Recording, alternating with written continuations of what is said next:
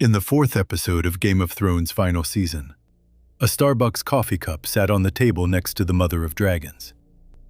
The show was spending $15 million per episode. Nobody caught it before it aired.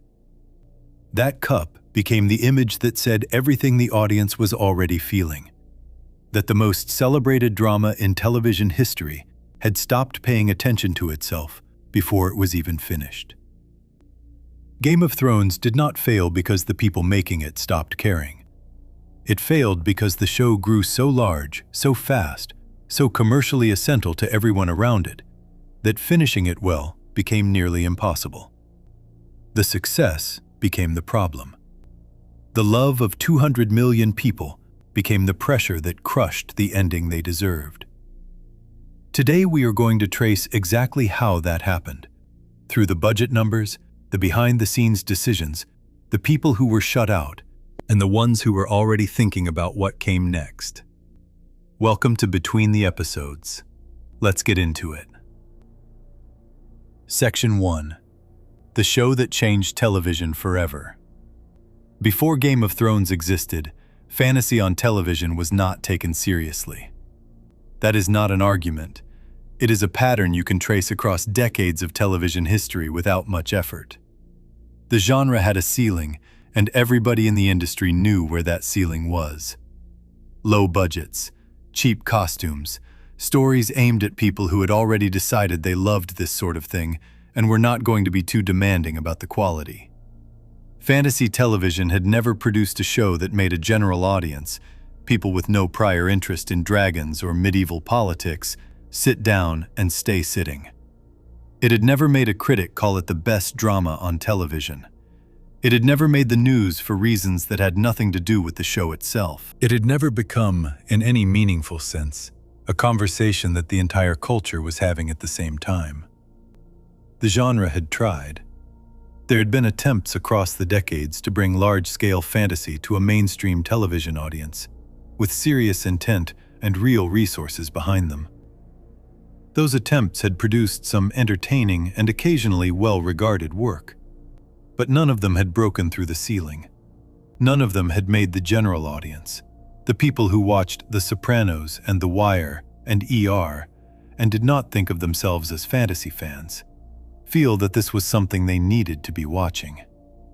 The assumption inside the industry had calcified over time into something close to a law. Fantasy could find its audience, but that audience would always be specific and limited. The genre was not for everyone, and everyone knew it. That was the world before April 17, 2011. The show was based on a series of fantasy novels written by a man named George R.R. Martin. Books so long and so dense with detail that people in Hollywood had spent years agreeing that they were impossible to put on screen. Too many characters, too many locations, too much history running underneath every scene. The conventional wisdom inside the television industry was settled. Fantasy could work as animation or as a short limited series, but never as an ongoing adult drama meant to be taken as seriously as anything else on premium television. Nobody had proven otherwise, and most people in the industry were not looking to try. The two men who disagreed were David Benioff and D.B. Weiss. When they brought the idea to HBO, even the network approached it carefully. The first season was budgeted at around $50 to $60 million total, roughly $5 to $6 million per episode. That reflected a real caution about whether any of this was going to work. The pilot episode was filmed, then largely refilmed, because the first version was not doing what it needed to do. Getting the show to air at all took more effort than its eventual success would suggest. There was nothing inevitable about any of it. What happened after it aired was a different story entirely. The 9th episode of Season 1 is called Baelor. By the time that episode arrived, the show had spent 8 weeks building Eddard Stark into the person the audience understood as the central figure of the whole story. He was the honest man in a world full of liars.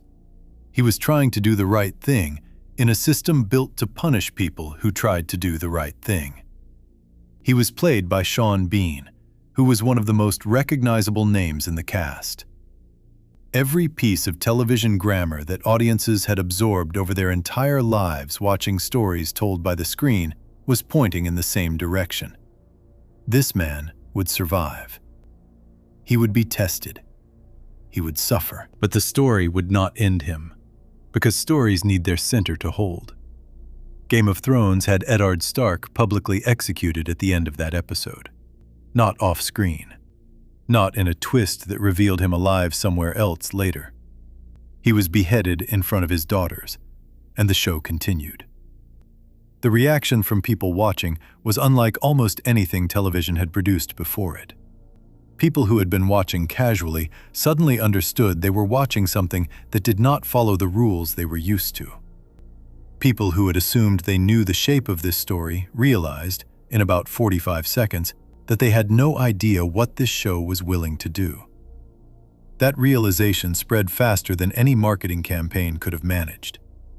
The conversation was not just about what had happened to one character. The conversation was about the kind of show that would do that. The kind of show brave or reckless enough to tell its story without the safety net that audiences had come to treat as a given. Then came The Red Wedding, Season 3, Episode 9. Robb Stark had spent 2.5 seasons building an army, fighting his way across the country, and positioning himself as the man who would eventually set things right. His pregnant wife was beside him. His mother was in the room. The setting was a wedding, a celebration.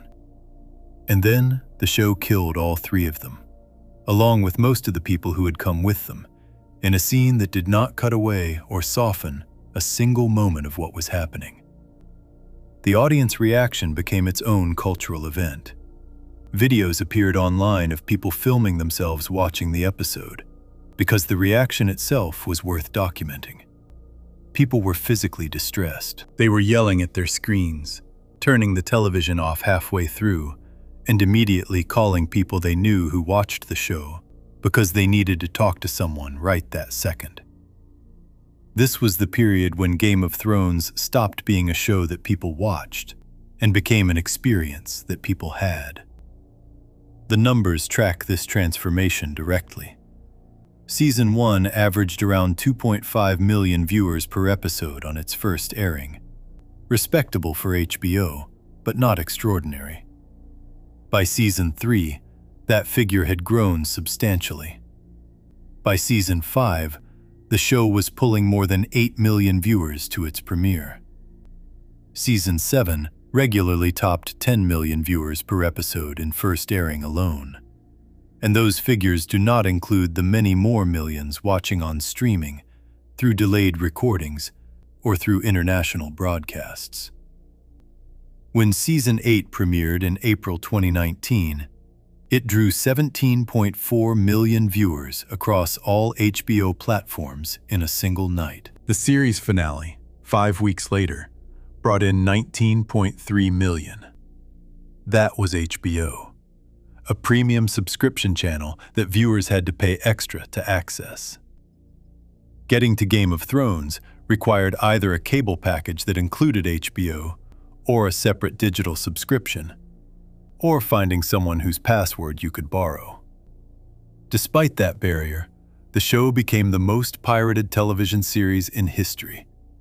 Not because people were unwilling to pay for it, but because the demand was so large that piracy was the fastest available route in regions where the legal option was delayed or unavailable. The show's reach extended far beyond what any subscription number could fully capture. The production budget grew in direct proportion to all of this. Each episode in Season 6 cost around $10 million to make. Season 7 maintained a similar cost across its 7-episode run. Season 8, 6 episodes, was budgeted at $15 million per episode. That brought the total spend for the final season alone to approximately $90 million. To put that in context, the average American drama at the time cost between $3 and $5 million per episode to produce.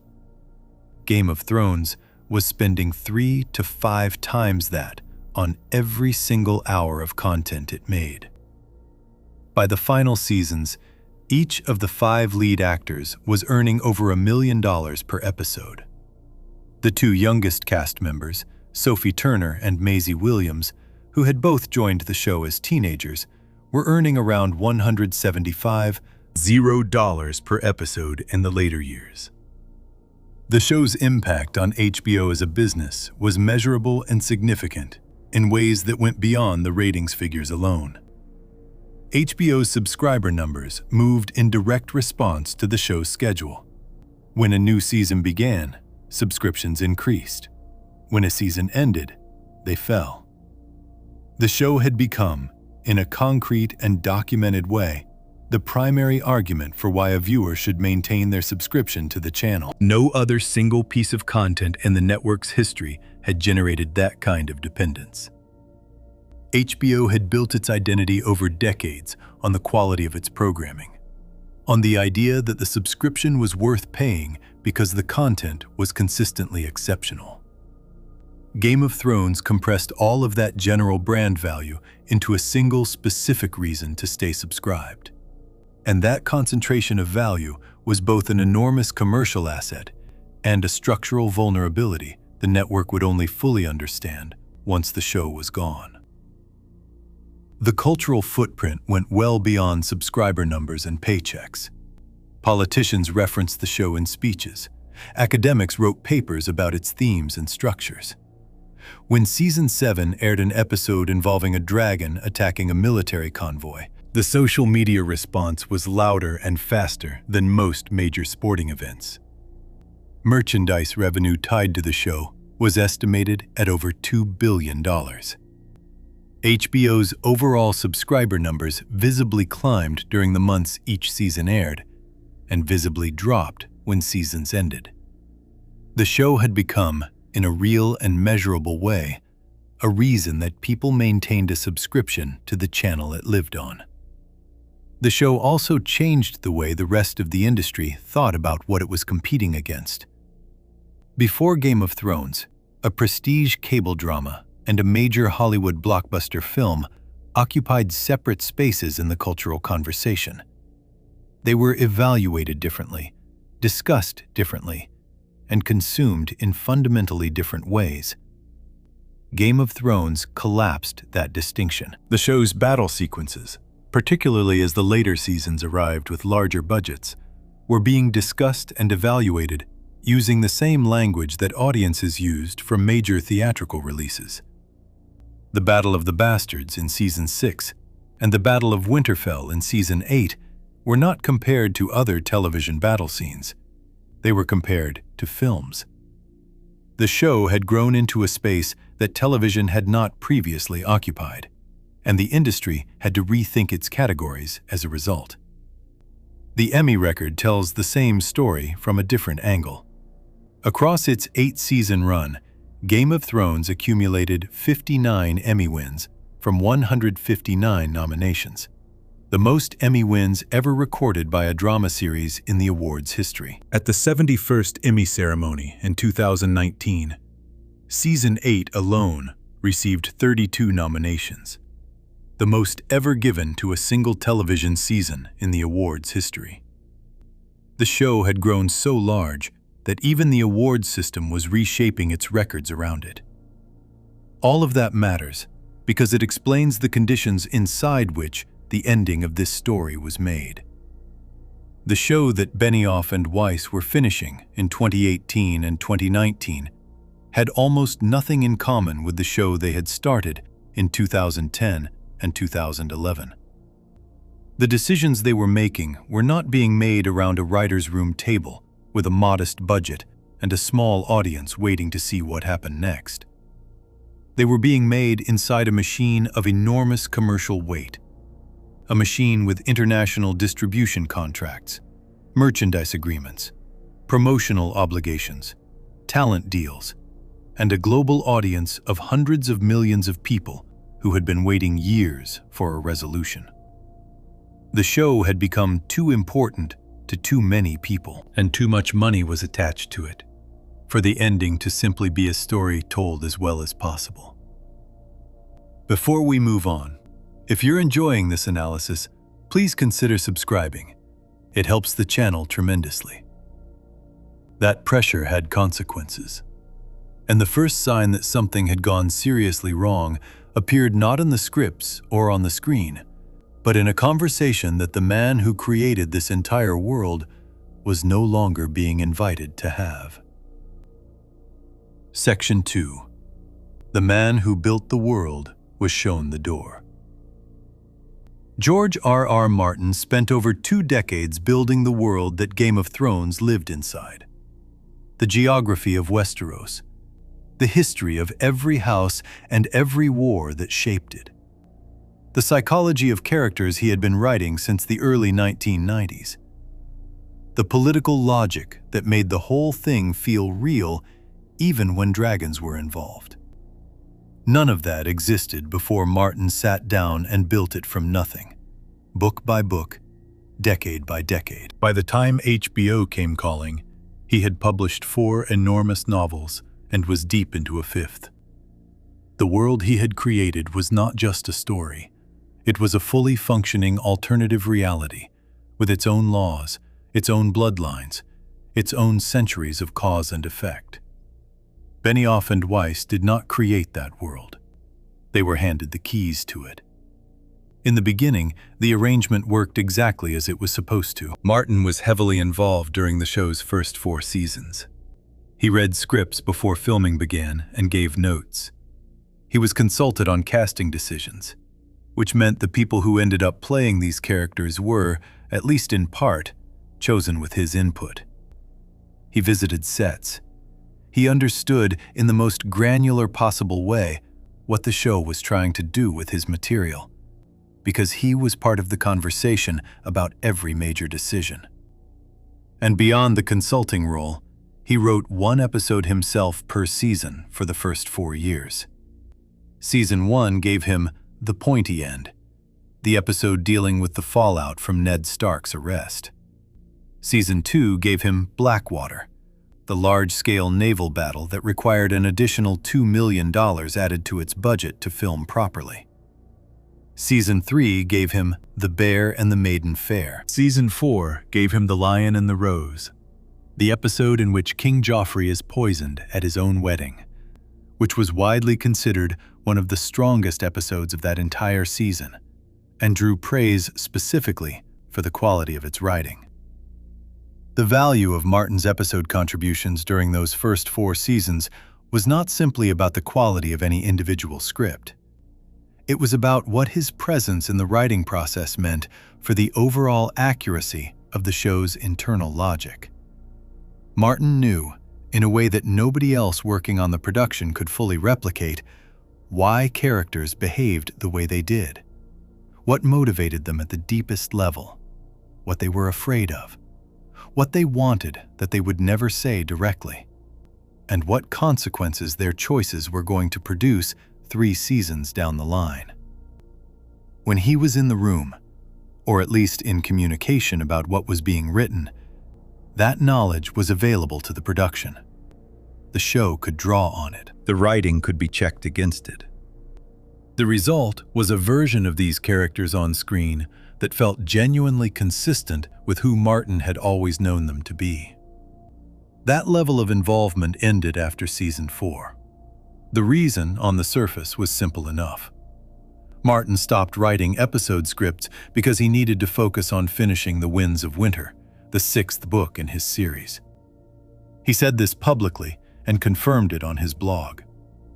His publishers had given him 2 separate deadlines in 2015, one in October and one in December, to deliver the manuscript in time for it to be released before Season 6 aired. Season 6 was the point at which the show would begin covering story that the published books had not yet reached. Martin missed both deadlines. The book did not come. Season 6 aired without it. From that point forward, the show was telling a story that Martin had not finished writing, using characters he had not finished developing, moving toward an ending he had not yet put on the page. That created a practical problem that should have brought Martin closer to the production, not pushed him further away. Benioff and Weiss needed to know where the story was going. They needed to know what Martin's plans were for each major character, what the large structural moves of the final act looked like, and where certain storylines that the books had been building for years were supposed to land. The logical response to running out of source material was more collaboration, not less. What actually happened was the opposite. Martin confirmed to the New York Times that by seasons 5 and 6, he was, in his own words, pretty much out of the loop, and that by seasons 7 and 8, he was entirely absent from the process. He did not know why this happened. When asked directly, his response was to tell the interviewer to ask the showrunners. The man who had invented every character, every location, and every political structure in the story being told was not in the room for the final 3 years of its production. His agent, Paul Haas, provided more detail in James Andrew Miller's book, Tinderbox, which documented HBO's history as a network. According to Haas, Martin began to worry about the show's direction after season 5 ended. He was watching Benioff and Weiss move away from his roadmap, the blueprint he had given them for where the story was heading, and he did not know how to stop it. Martin had shared his plans for the ending with the showrunners. He had told them where the major characters were going, what the final confrontations were supposed to look like, and what he believed the story was ultimately about. That information was meant to serve as a guide. As Haas described it, Martin started saying that they were not following his template. The first 5 seasons had stayed close to it. After that, the distance grew. The response Martin chose was not public confrontation. He chose a different route. He flew to New York to meet with Richard Plepler, who was then the chief executive of HBO, and made the case in person for extending the show. Martin's argument, as reported by Haas, was straightforward. There was enough story material for 10 seasons of 10 episodes each, and a longer run would produce a more satisfying and complete experience for the audience. He was not asking for more time for its own sake. He was making a practical case that the story required more space than the showrunners wanted to give it. Plepler heard the argument. HBO, as a business, would have preferred more seasons of its most valuable property. But the decision about how long the show would run ultimately came down to what Benioff and Weiss wanted. And what they wanted was to finish. Haas was direct about this in the book. Benioff and Weiss were exhausted. They had spent nearly a decade building this production from the ground up, managing a cast of dozens, overseeing a crew that numbered in the hundreds, and doing much of the actual writing themselves. That level of sustained effort on a project of that scale is genuinely punishing, and their desire to move on was not unreasonable as a human response to years of pressure. But the consequence of that desire was a show being compressed into a final stretch that could not hold the weight of what needed to happen inside it. Season 7 was 7 episodes. Season 8 was 6. The story that Martin had envisioned filling 10 full seasons of television was forced into 13 episodes. And Martin, the person who understood that story better than anyone alive, was not part of the conversation about how to make that compression work. The absence showed. Martin later spoke publicly about the ending of the show in measured but clear terms. He confirmed at Oxford University that the ending of his books would not be the same as what aired on television. The audience responded with audible relief. When asked what his regrets were about the whole experience, Martin said his main regret was that the books were not finished. He had sold the rights to his story when 4 books were published, and he was making strong progress on the 5th. By the time the show ended, the 5th book was years old, and the 6th had still not arrived, which meant the television show had run so far ahead of the source material that there was no longer any meaningful connection between the two. The show ended. The books did not. The two things that were supposed to be versions of the same story were now, by Martin's own account, heading in genuinely different directions. What makes Martin's removal from the process particularly significant is the specific function he served in the early seasons. The show's strength during those years was not just its production scale or its willingness to kill main characters. The strength was in the precision of its character logic. Decisions made by people on screen made sense, even when those decisions were terrible. The motivations were clear. The consequences followed from the actions in ways that felt real. A story constructed with that kind of internal logic does not build itself. It requires someone who knows every layer of every character well enough to understand not just what they would do, but why, and what that decision would cost them 3 seasons later. Martin was that person. The show lost that person, and then it lost the internal logic, and the two facts are not unrelated. There is also the matter of what Martin was doing during those years while the show moved ahead without him. He was not simply absent from the production and sitting quietly at home. He had taken on a substantial number of other projects. In 2018, while Benioff and Weiss were filming the final season, Martin published Fire and Blood, a historical companion book set in the Targaryen dynasty that would eventually form the basis for House of the Dragon. He was involved in developing multiple potential spin-off series with HBO. He was attending events, writing blog posts, and engaging with his fan community. The image of an author too consumed with his unfinished novel to participate in the show's final chapter becomes harder to sustain when set against the actual record of what he was doing during that period. He was not absent from all creative work. He was absent specifically from Game of Thrones. Martin wrote 4 episodes across the show's first 4 seasons. Each of those episodes was received positively. The Lion and the Rose, his season 4 contribution, stands as one of the most praised individual episodes of the show's entire run. After season 4, he wrote nothing for the show, and the show's dialogue, its character decisions, and its internal consistency all visibly shifted in the seasons that followed. The correlation between Martin's presence and the show's precision is not a coincidence. The early seasons had access to the person who knew the story from the inside, and the writing reflected that access in ways that became painfully clear once that access was gone. His public comments about the show's final season have been careful and consistently restrained. He has not attacked Benioff and Weiss directly. He has not listed specific decisions he disagreed with, at least not in detail, because doing so would require revealing his own plans for the books, and those plans still belong to books that have not been written. But the shape of his feelings is visible in what he has chosen to say and what he has chosen not to. When asked directly whether he was proud of how Game of Thrones ended, he redirected.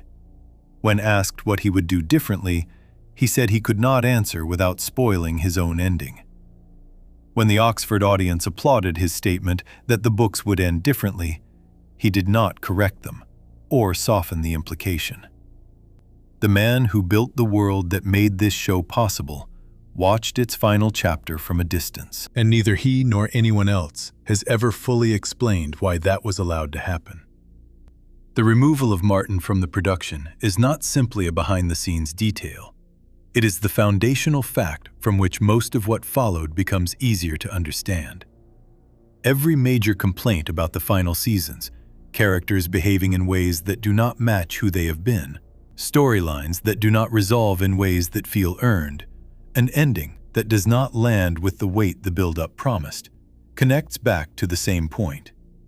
The person who understood the destination was no longer in the vehicle.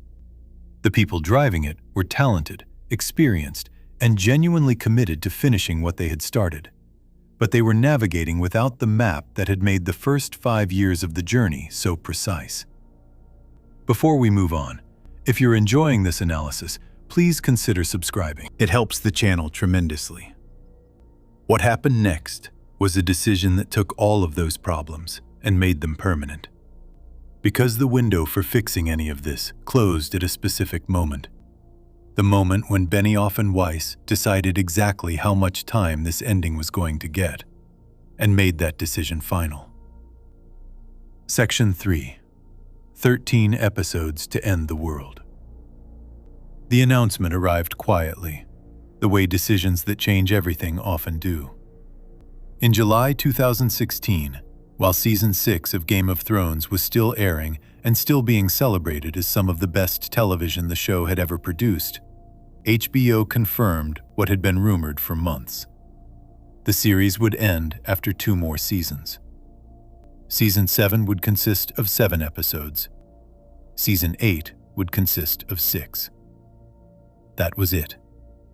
13 episodes remaining to finish a story that had taken 67 episodes to build. 13 episodes to resolve every major character arc, every political conflict, every mystery that had been planted across 6 years of television, and every promise that the show had made to its audience about what this story was ultimately going to mean.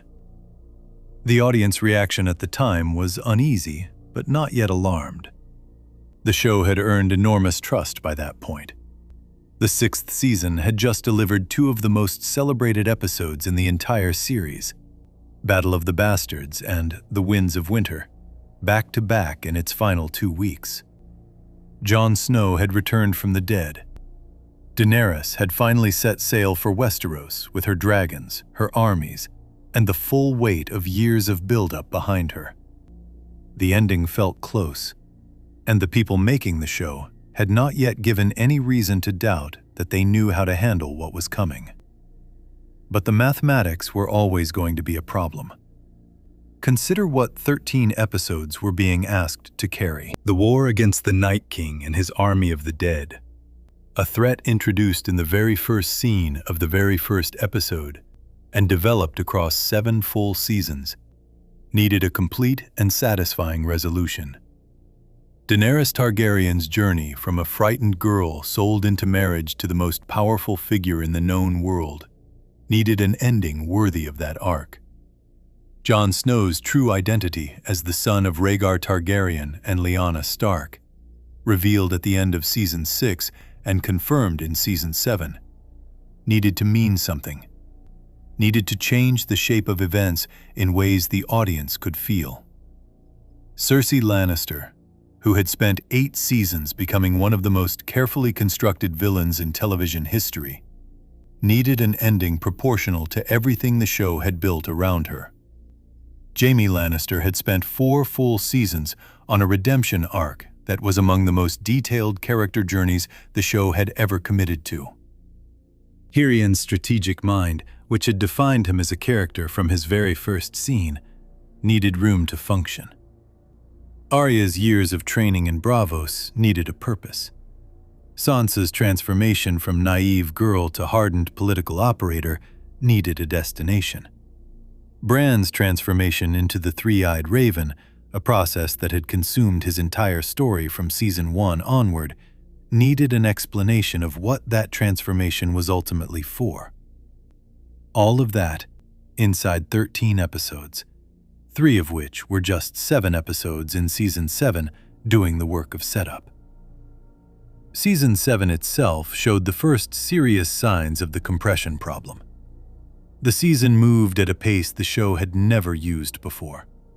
Characters who were on opposite sides of the continent in one episode were together in the next, with the travel time between those locations either skipped entirely or barely acknowledged. In the early seasons, Ned Stark's journey from Winterfell to King's Landing took multiple episodes and felt like the distance it actually was. By Season 7, Gendry ran from beyond the wall to Eastwatch, a raven flew from Eastwatch to Dragonstone, and Daenerys flew from Dragonstone to north of the wall, all within what the show implied was a matter of hours. The geography that the show had spent years establishing as real and consequential had been quietly set aside because there was no longer enough time to honor it. This was not a production error. The ravens and the dragons were moving quickly because the story needed them to move quickly. And the story needed them to move quickly because 13 episodes could not afford the time it would take to move them at the pace the show's own established world required. The compression was not a symptom of carelessness.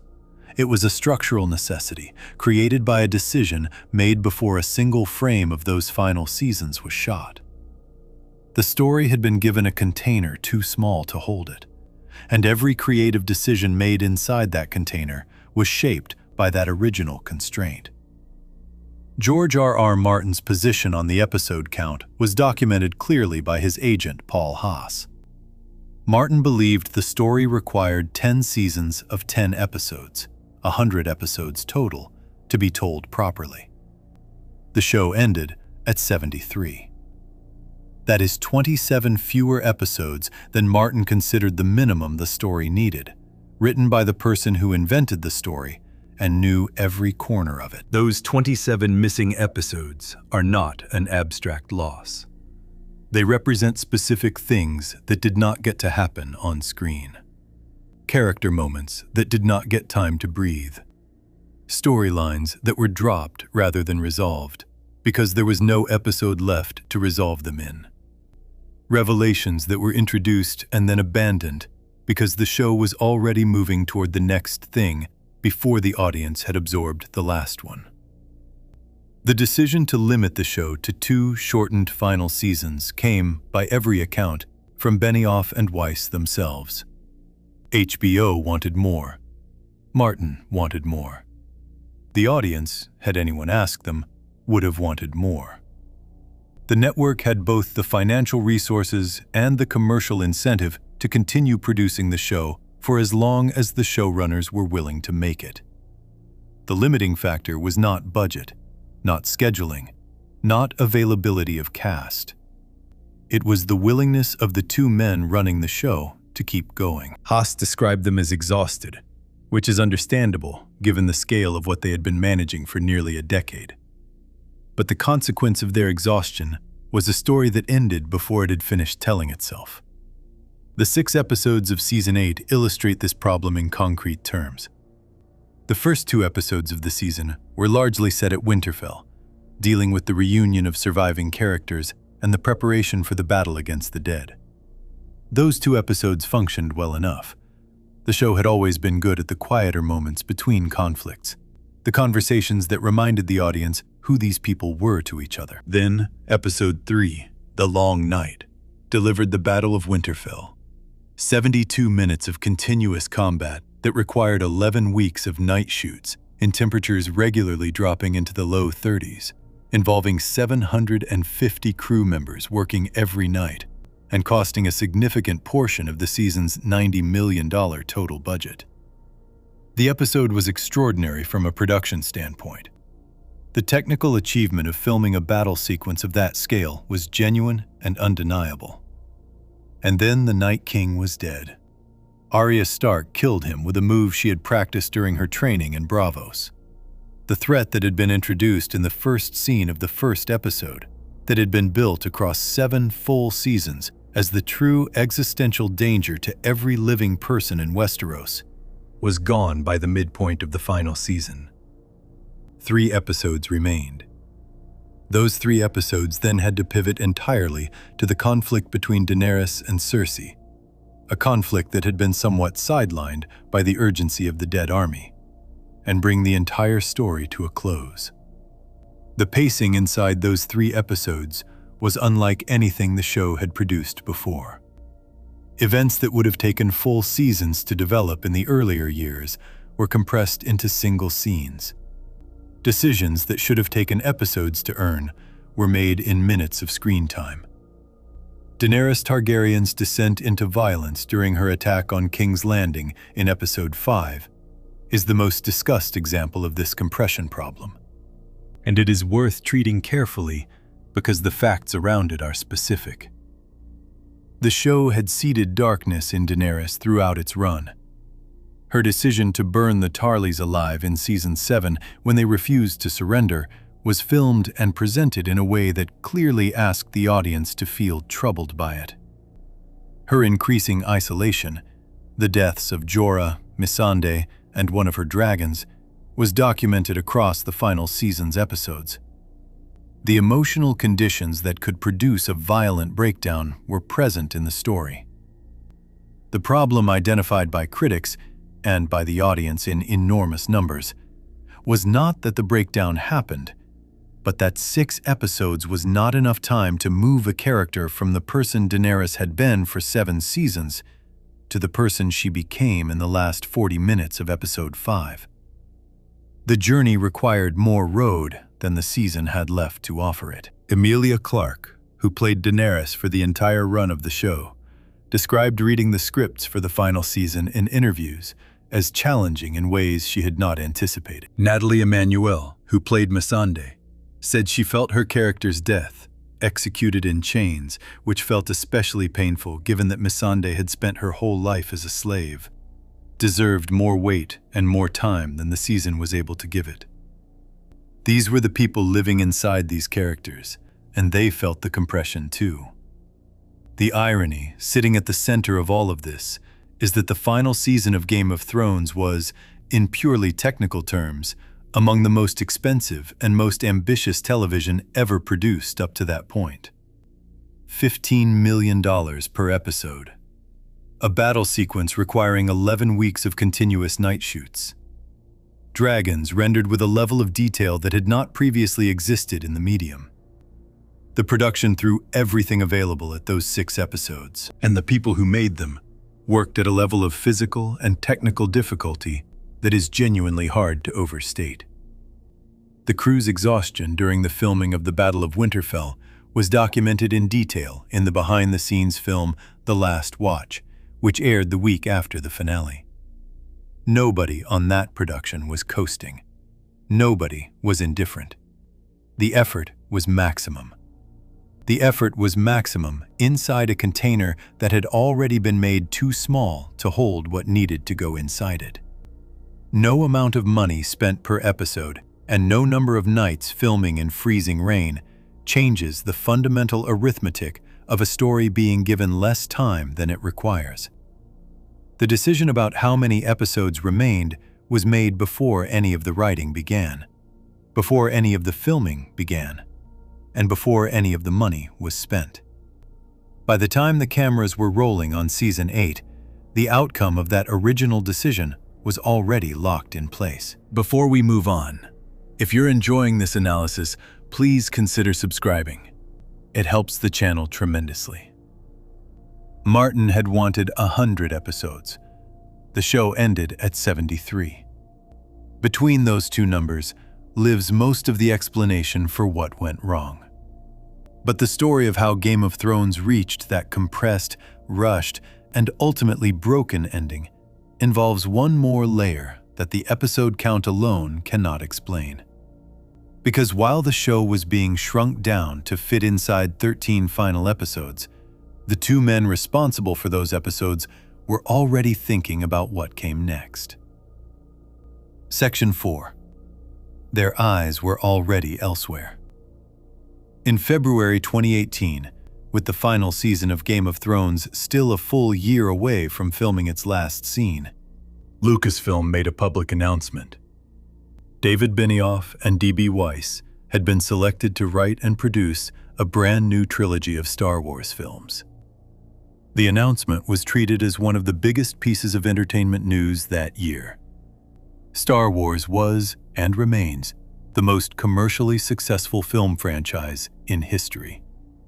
Being handed the keys to its future, being trusted to build the next chapter of a story that generations of people had grown up with, was not a minor professional development. It was the kind of opportunity that defined careers. The plan, as stated publicly at the time, was for Benioff and Weiss to begin work on the Star Wars project as soon as the final season of Game of Thrones was complete. Production on Season 8 began in October 2018 and wrapped in July 2019. The final season aired between April and May of 2019.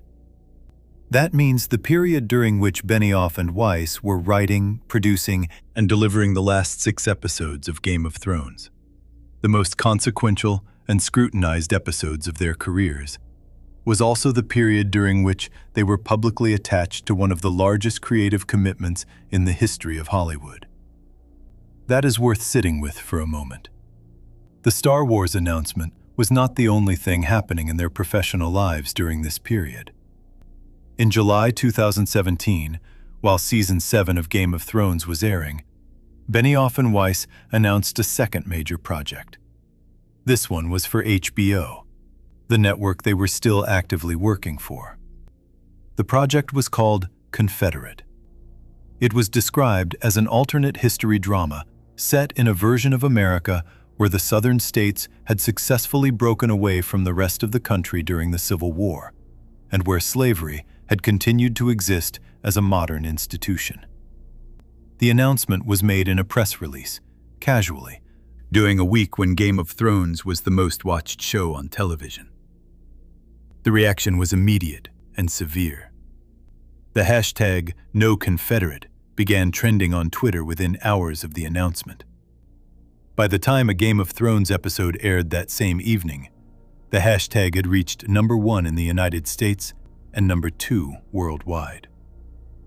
The criticism focused on a straightforward concern.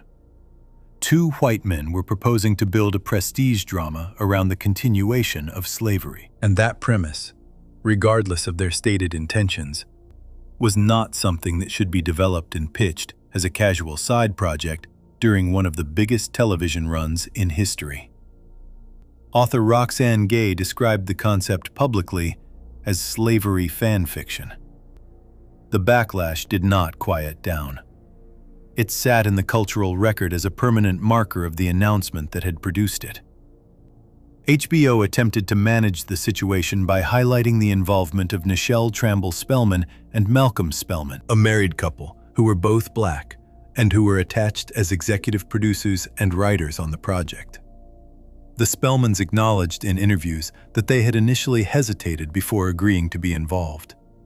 Malcolm Spellman said directly that he and his wife were not props being used to protect anyone else. Their presence added a layer of complexity to a conversation that had started in a very simple and angry place. But the controversy did not resolve. It settled into a low background noise that would follow the project, and the names attached to it, for years. Confederate was never produced. Not a single episode was filmed. The project existed as an announcement, a controversy, and eventually a cancellation notice. HBO President Casey Bloys formally confirmed it was dead in January 2020. When a reporter from The Hollywood Reporter asked Benioff and Weiss about Confederate in an interview after it was gone, both men reportedly looked stricken before responding. The pause before Weiss answered was described as long. His eventual response was that it was kind of a low point. That was the full extent of the public reflection offered on a project that had generated one of the largest social media responses to a television announcement in HBO's history. Now place Confederate back in its correct timeline. It was announced in July 2017. Season 7 of Game of Thrones aired that same summer. Season 8 was being planned and written through 2017 and into 2018. The men responsible for finishing Game of Thrones were, at the precise moment that finishing Game of Thrones required their fullest possible attention, publicly announcing a second original HBO series on a subject sensitive enough to trend worldwide in protest within hours of its existence being known. Then came August 2019. The final episode of Game of Thrones had aired in May. The credits had barely finished rolling on the most controversial series finale in the show's history when the next announcement landed. Benioff and Weiss had signed a 5-year exclusive deal with Netflix. The reported value of that deal was $250 million, one of the largest overall content deals in the history of the entertainment industry. For context, Netflix had previously signed Ryan Murphy, one of the most prolific television producers of his generation, to a deal reported at $300 million. The Benioff and Weiss deal placed them in the same financial tier as the most established producers in the business, based largely on the success of Game of Thrones. The Netflix deal created an immediate problem for the Star Wars arrangement. Benioff and Weiss had committed to a Star Wars film trilogy for Lucasfilm, which is owned by Disney. They had now also committed to a 5-year exclusive relationship with Netflix. Disney and Netflix were, at that time, engaged in a cold and ongoing commercial rivalry. Disney had been pulling its content from Netflix as it prepared to launch its own streaming service. Netflix was aggressively competing for subscribers in the same market Disney was building toward. The idea of the people attached to Disney's flagship franchise simultaneously being bound exclusively to Netflix was not a situation anyone had fully thought through before both deals were signed. In October 2019, approximately 2 months after the Netflix deal was announced, Benioff and Weiss exited the Star Wars project. Their joint statement said there were only so many hours in the day and that they felt they could not do justice to both Star Wars and their Netflix projects. Lucasfilm chief Kathleen Kennedy released a statement that was warm in its surface language, but notable for what it did not say. Sources speaking to The Hollywood Reporter at the time described Kennedy as having been unhappy with the Netflix deal from the moment it became public. The concern, according to those sources, was that the pair had been known for concentrating completely on one project at a time, and that the Netflix commitment made it impossible to believe they could also build a Star Wars film trilogy. The Star Wars project was shelved. It has not been revived. The timeline here is the thing that requires attention. In February 2018, Benioff and Weiss are announced as the future of Star Wars. In October 2018, they begin filming Season 8 of Game of Thrones. In July 2019, they finish filming Season 8. In August 2019, they sign the Netflix deal. In October 2019, they leave Star Wars. The entire arc, from the announcement of the Star Wars commitment to its complete collapse, happened within 20 months, and the final season of Game of Thrones was produced inside the middle of that arc. This context does not prove that Benioff and Weiss were distracted while making Season 8, but it does establish something that matters for understanding the conditions in which Season 8 was made. The two people responsible for ending Game of Thrones were, during the writing and production of that ending, publicly attached to a Star Wars trilogy, publicly attached to an HBO slavery drama that had generated worldwide protest, and actively negotiating a $250 million deal with Netflix. Any one of those three things would represent a significant professional development for any person in any field. All three were happening simultaneously, on top of the responsibility of finishing the most watched drama on television. There is also the matter of what Benioff and Weiss said at the Austin Film Festival in October 2019, the same month they exited Star Wars. The event was one of their rare public appearances, and they were unusually candid. They acknowledged in that session that they had not understood why George R.R. Martin had trusted them with his story, given that they had no prior television experience before Game of Thrones.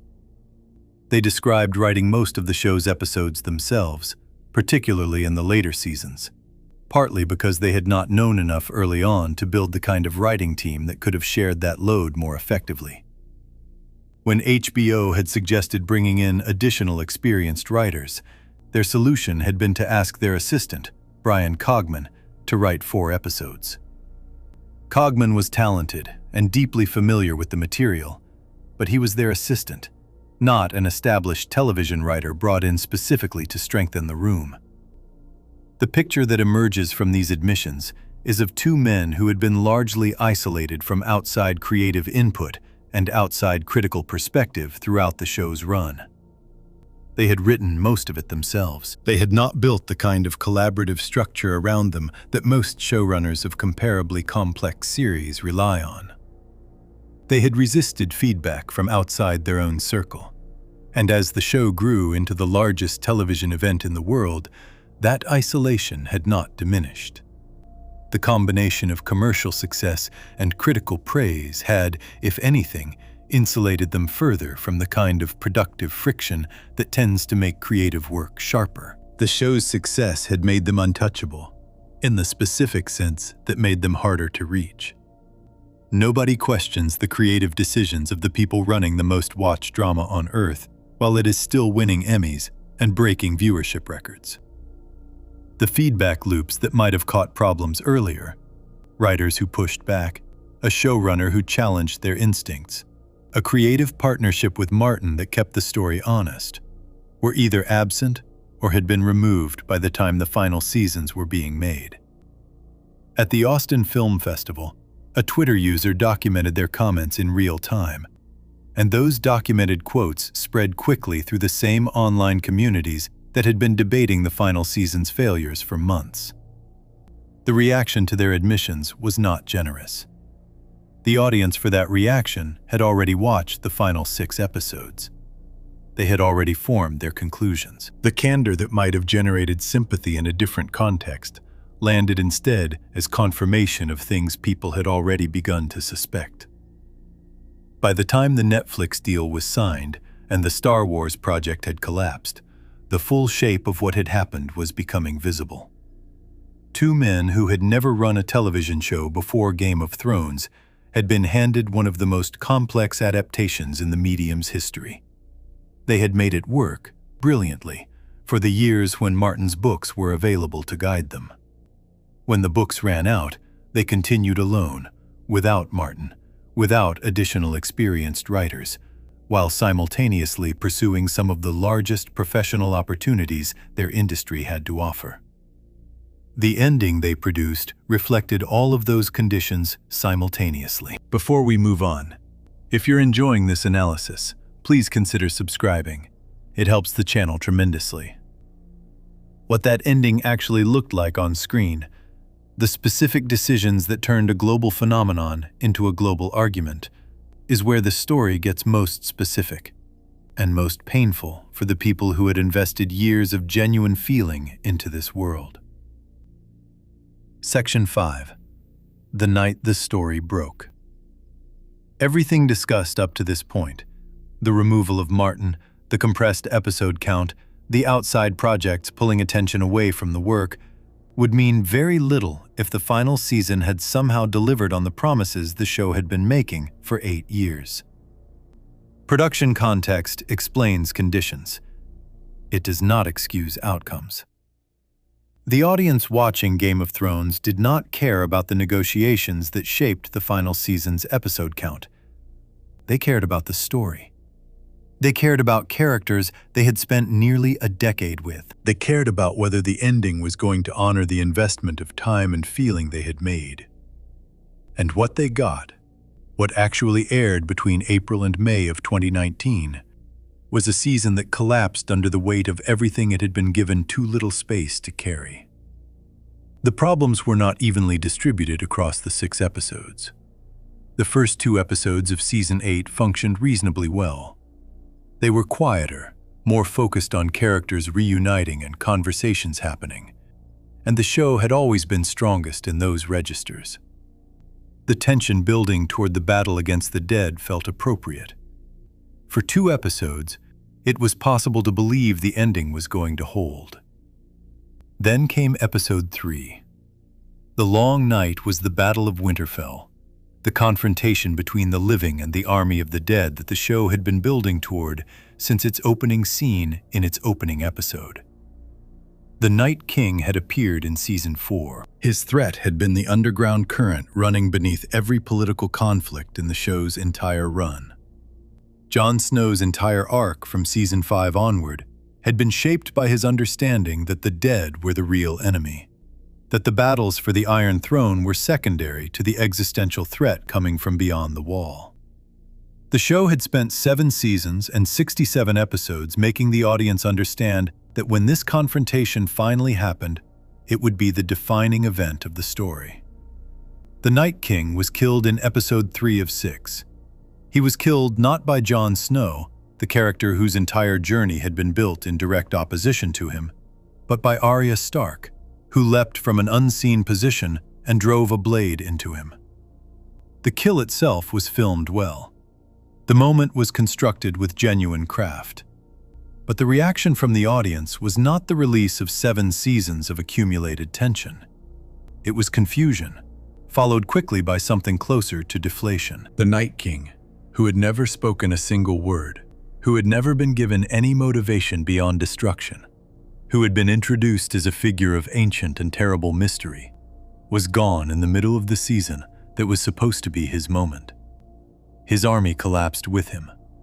The threat that had existed since the first scene of the first episode was erased before the show had reached its halfway point. Jon Snow, standing near a collapsed dragon for the episode's final confrontation, contributed nothing to the kill.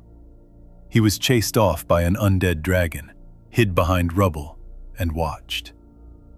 The character who had been positioned as the most directly opposed to the Night King, the one who had seen him raise the dead at Hardhome, the one who had fought his way to and from Hardhome on the back of a dragon, specifically to understand the scale of the threat, was written out of the climax of the conflict he had been built to be central to. The explanation that the showrunners offered in post-episode interviews was that they had always planned for someone unexpected to make the kill. They described it as a subversion of expectations, a deliberate choice to give the moment to Arya rather than the obvious candidate, because the show had always prided itself on not doing the obvious thing. That reasoning might have carried more weight if the show's history of subverting expectations had been matched by an equal history of the subversions meaning something. The death of Ned Stark in Season 1 was a subversion that changed the entire shape of the story and produced consequences that ran through every season that followed it. The Red Wedding was a subversion that reordered the political landscape of Westeros in ways that drove the next 4 seasons. Those moments earned their shock by being attached to consequences that mattered. The Night King's death by Arya produced no lasting consequence whatsoever. The threat ended, the show moved on. 3 episodes remained, and the dead were never mentioned again in any meaningful way. Episode 4, The Last of the Starks, carried a different kind of problem, and also, embedded in its footage, the most visually documented production error in the show's history. A Starbucks coffee cup sat on the table in front of Daenerys during the post-battle celebration feast at Winterfell. The cup was fully visible, clearly modern, and entirely impossible to explain within the logic of a medieval fantasy world. It remained in the aired episode, on a show spending $15 million per episode, until HBO digitally removed it from the streaming version, after the internet had already captured and distributed the image thousands of times over. 3 episodes later, in the series finale, 2 plastic water bottles were visible on the ground near the feet of characters gathered in the dragon pit. Both errors were permanent in the sense that they had already aired. The digital corrections came after the fact. These errors were not, in themselves, the cause of the audience's dissatisfaction with the final season. People do not abandon a story they love because of a coffee cup. But the coffee cup became a symbol that the audience reached for because it expressed something they were already feeling. That the attention and care that had defined the show's earlier seasons was no longer fully present in these final episodes. A production error of that visibility, on a show of that budget, at that moment in the story, communicated something about the state of the production that no official statement could fully address. Episode 5, The Bells, was the episode in which Daenerys Targaryen flew her remaining dragon over King's Landing and burned the city after its bells had already rung in surrender. The bells ringing meant the city had given up. The war was won. Cersei's forces had stood down. What Daenerys did after the bells rang was not the taking of a surrendered city. It was the deliberate burning of tens of thousands of civilians who had no weapons and no way to defend themselves, in streets they could not escape.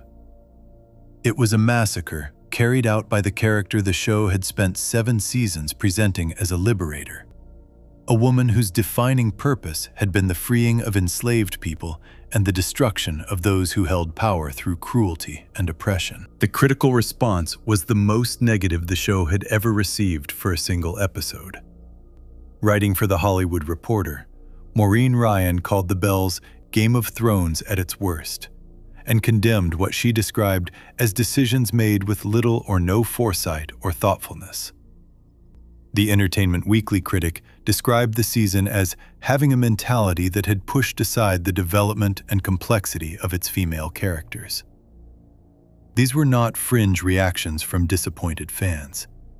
They were published critical assessments from established television writers who had covered the show for years. The argument made in defense of Daenerys' turn was that the darkness had always been present in her character. That argument is factually supported to a point. The show had included moments across its run where Daenerys' methods were questionable, where her anger was disproportionate, where the gap between her stated values and her actual behavior was visible. The burning of the Tarly family in Season 7 was filmed in a way that clearly asked the audience to feel troubled by it. The seeds of something dangerous in her character were planted and maintained across the series. The problem was the speed. 6 episodes, less than 6 hours of total runtime, was the space in which the show moved Daenerys from grieving ally to mass murderer. 3 of those 6 episodes were spent on the battle against the dead. 1 was transitional setup. That left 2 episodes to complete a character transformation that the audience had been told, for 7 prior seasons, had not happened. The evidence of darkness in Daenerys' past was real. The distance between that evidence and the scale of what she did in The Bells was too large to cover in the time the show gave itself to cover it. Emilia Clarke described reading those scripts as one of the most challenging experiences of her time on the show. She committed fully to the performance. But performance cannot substitute for the pages of character development that the compression had cut away. Jon Snow's arc in the final season completed in a manner that resolved almost nothing the show had built around him. His parentage, the revelation that he was Aegon Targaryen, the legitimate son of Rhaegar Targaryen and Lyanna Stark, and therefore the rightful heir to the Iron Throne, had been the show's most discussed mystery for years. Book readers had theorized about it for decades. The reveal was handled with genuine drama at the end of Season 6 and confirmed with additional detail in Season 7. The expectation was that this information would reshape the final act of the story in significant ways, because the logic of the world the show had built demanded it. A man with a stronger claim to the throne than the woman currently sitting on a dragon and burning cities was not a small detail. It was the kind of revelation that changes everything. In the final season, it changed almost nothing. Jon's parentage was used primarily as a source of tension between him and Daenerys, and as the specific piece of information that Daenerys believed had damaged her claim in the eyes of those who knew it. Jon himself spent most of the final season doing very little. He was passive in the battle against the dead. He watched Daenerys burn King's Landing from a street level, standing still. He killed Daenerys in the finale, the one consequential action his character took in the entire final season, and was then sentenced to return to the far north, past the Wall, and live out his life among the free folk. The revelation that had been built as one of the most significant facts in the show's entire universe produced an outcome that could have happened regardless of whether Jon was a Targaryen at all. Bran Stark was chosen as king of the 6 kingdoms in the finale. The selection was made by Tyrion Lannister in a scene in the Dragon Pit, where the surviving lords and ladies of Westeros had gathered to decide the future of the realm. Tyrion's argument for Bran was that Bran carried the memory of the world, that his role as the three-eyed raven made him uniquely suited to lead. The assembled nobles agreed with minimal objection. Sansa secured independence for the north as a condition. Jon was sent beyond the wall. Arya sailed west. The Iron Throne was melted by Drogon after Daenerys' death, and the throne room was destroyed. The specific problem with Bran's selection as king was not the choice itself, but the contradiction it created with what the show had established about his character. In Season 7, when Littlefinger had addressed him as Lord Stark, Bran had responded clearly that he was not Lord Stark and could not be lord of anything. He had explained this by referencing his role as the three-eyed raven, a being outside the normal structures of power, a keeper of history rather than a participant in it. That line was in the show. The writers wrote it. The actor said it. It aired. And then, in the finale, when Tyrion asked why he thought Bran had come all the way to the dragon pit, Bran replied by asking why anyone thought he had come all that way. An answer that implied he had wanted the throne, or at minimum known this moment was coming and had positioned himself for it. The two versions of this character do not connect. The show did not explain the gap between them. Jaime Lannister's arc ended with him returning to Cersei and dying beside her when the Red Keep collapsed on top of them both. His redemption arc, 4 full seasons of development across seasons 4 through 7, during which he had been presented as a man genuinely changing, was reversed in 2 episodes of Season 8. He left Brienne of Tarth, whom he had just been with for the first time. He told her, in the scene where he left, that he was hateful, just like Cersei. He rode south. He died with her.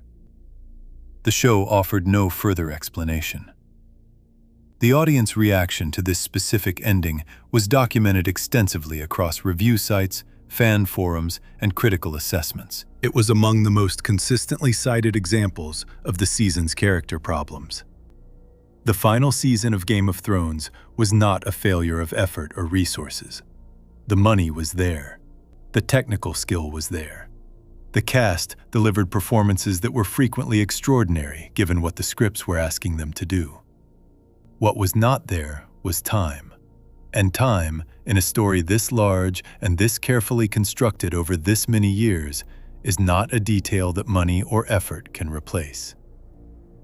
Before we move on, if you're enjoying this analysis, please consider subscribing. It helps the channel tremendously. The audience felt all of this in real time, and the way they responded, the scale and the ferocity of what came next, turned out to be something the entertainment industry had not fully prepared for. Section 6. The world pushed back. The finale of Game of Thrones aired on May 19, 2019. By the time the credits rolled, 19.3 million people had watched it across all HBO platforms in a single night, the largest audience the show had ever drawn. For a few hours, that number was the story. Record viewership for a record-breaking series, the kind of finale audience that network executives spend careers hoping to see attached to their most valuable property. On paper, in the only metric the industry had traditionally used to measure success, Game of Thrones had ended at the top.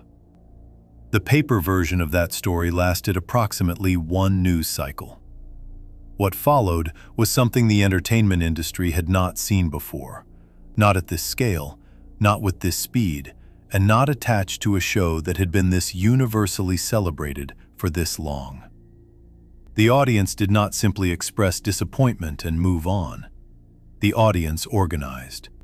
The audience documented. The audience created a sustained, multi-platform response to the final season that stretched not just for weeks or months, but for years, and that permanently altered the way the industry thought about the relationship between prestige television and the people watching it. The most concrete expression of that response was a petition created on change.org by a man named Dylan D. from Fort Worth, Texas.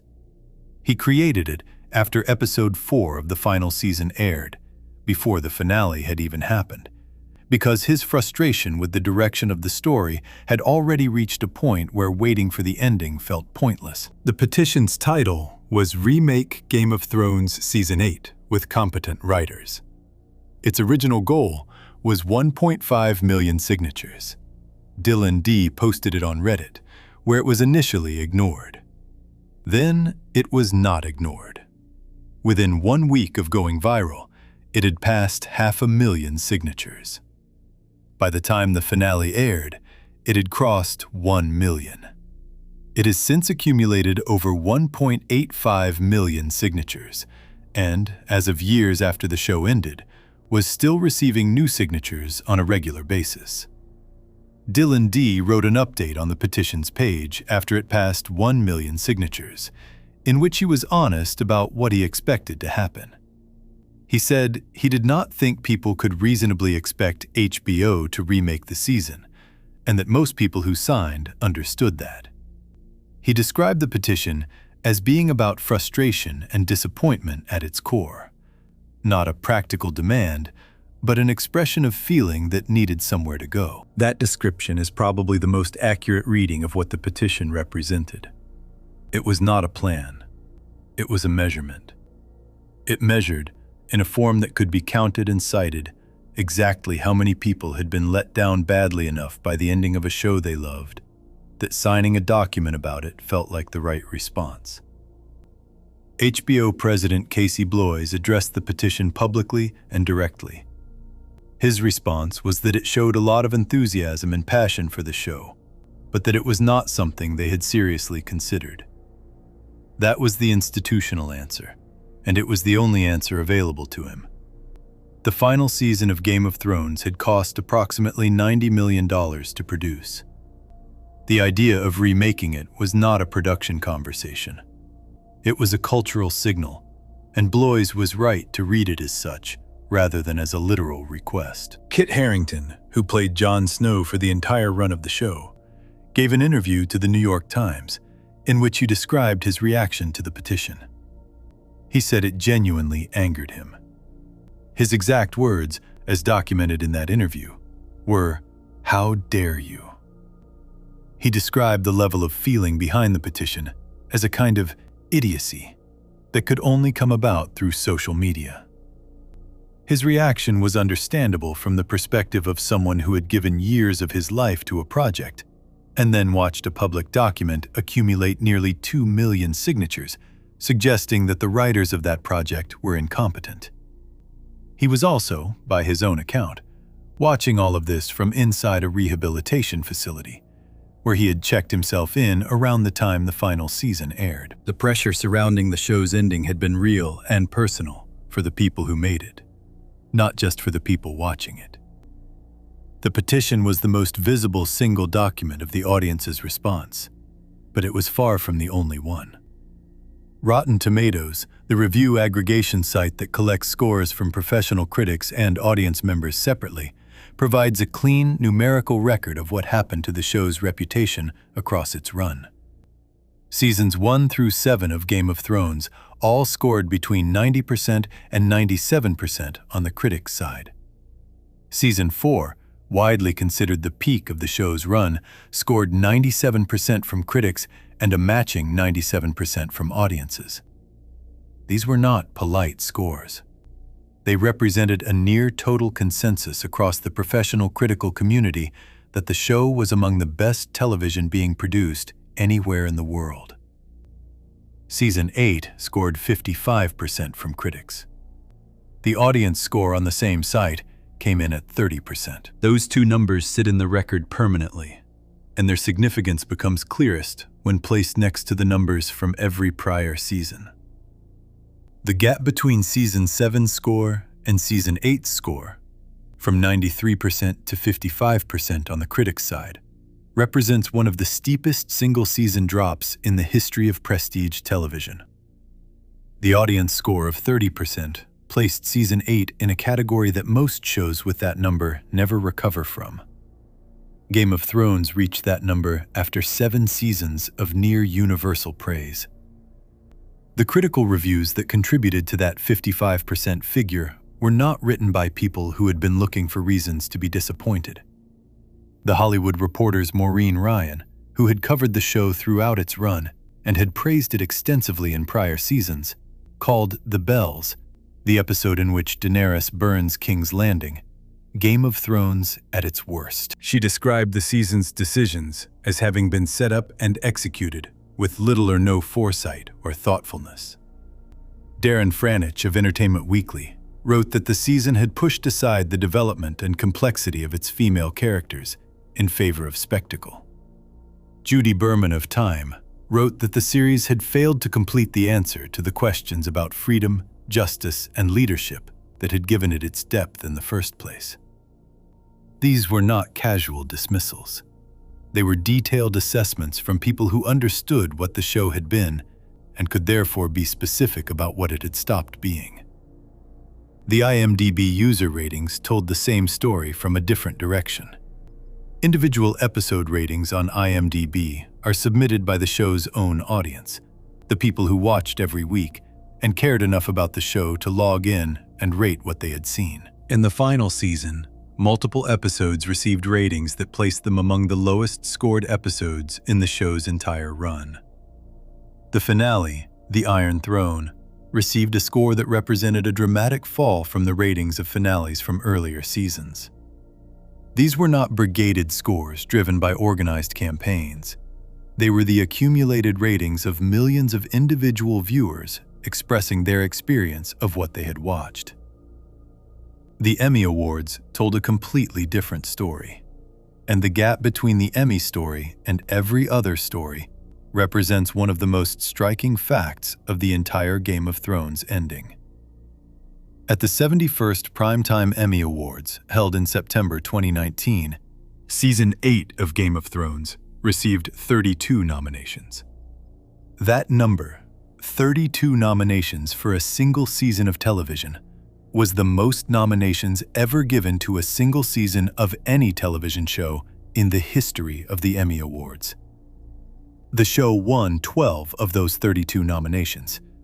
Among the wins was Outstanding Drama Series, the most prestigious award in television, given to the show whose final season had just scored 30% with its own audience and generated a 1.85 million signature petition. The show also won Outstanding Supporting Actor in a Drama Series for Peter Dinklage, who played Tyrion Lannister. Dinklage had given strong performances throughout the show's run, and the individual performance award was less contested than the drama series win. But both trophies were handed to a show whose audience had just delivered the clearest possible verdict on its ending. The Emmy system rewards things that can be seen and measured in isolation from the story surrounding them. Production design, costume work, visual effects, cinematography, music. The technical achievement of Season 8 was real and was recognized accurately by the awards. The battle sequences were extraordinary pieces of filmed action. The dragons were rendered at a level of visual detail that had not previously existed in television. The costumes, the sets, the practical work on the production, all of it was exceptional. None of that was in question. What was in question was the story those extraordinary visuals were in service of. And the Emmy system has no clear mechanism for evaluating whether the story holding a season together was worthy of the craft that executed it. The result was a show that simultaneously held the Emmy record for most wins by a drama series and a 30% audience score on Rotten Tomatoes. Both of those facts are true at the same time, about the same season. And together, they describe something specific about what happens when a show becomes too large for its own good. The awards machinery recognized the scale and the craft. The audience recognized that the story had not worked. The two groups were essentially measuring different things and reaching opposite conclusions. The longer-term cultural record has sided more consistently with the audience. In the years since the finale aired, the reputation of the final season has not recovered in the way that some divisive finales eventually do. The Sopranos finale, which was deeply controversial when it aired in 2007, has gradually been reassessed and is now widely considered one of the best finales in television history. The Lost finale, which disappointed many fans in 2010, remains debated but has defenders who make serious arguments for it.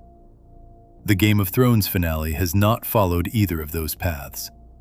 The conversation around it has largely settled, not softened. The arguments made against it in 2019 are still the arguments made against it today, because the specific problems with the story, character arcs abandoned, mysteries unresolved, a pace too fast to earn what it was trying to achieve, do not become less true with time. The petition itself is still active. Years after the show ended, it continues to receive new signatures.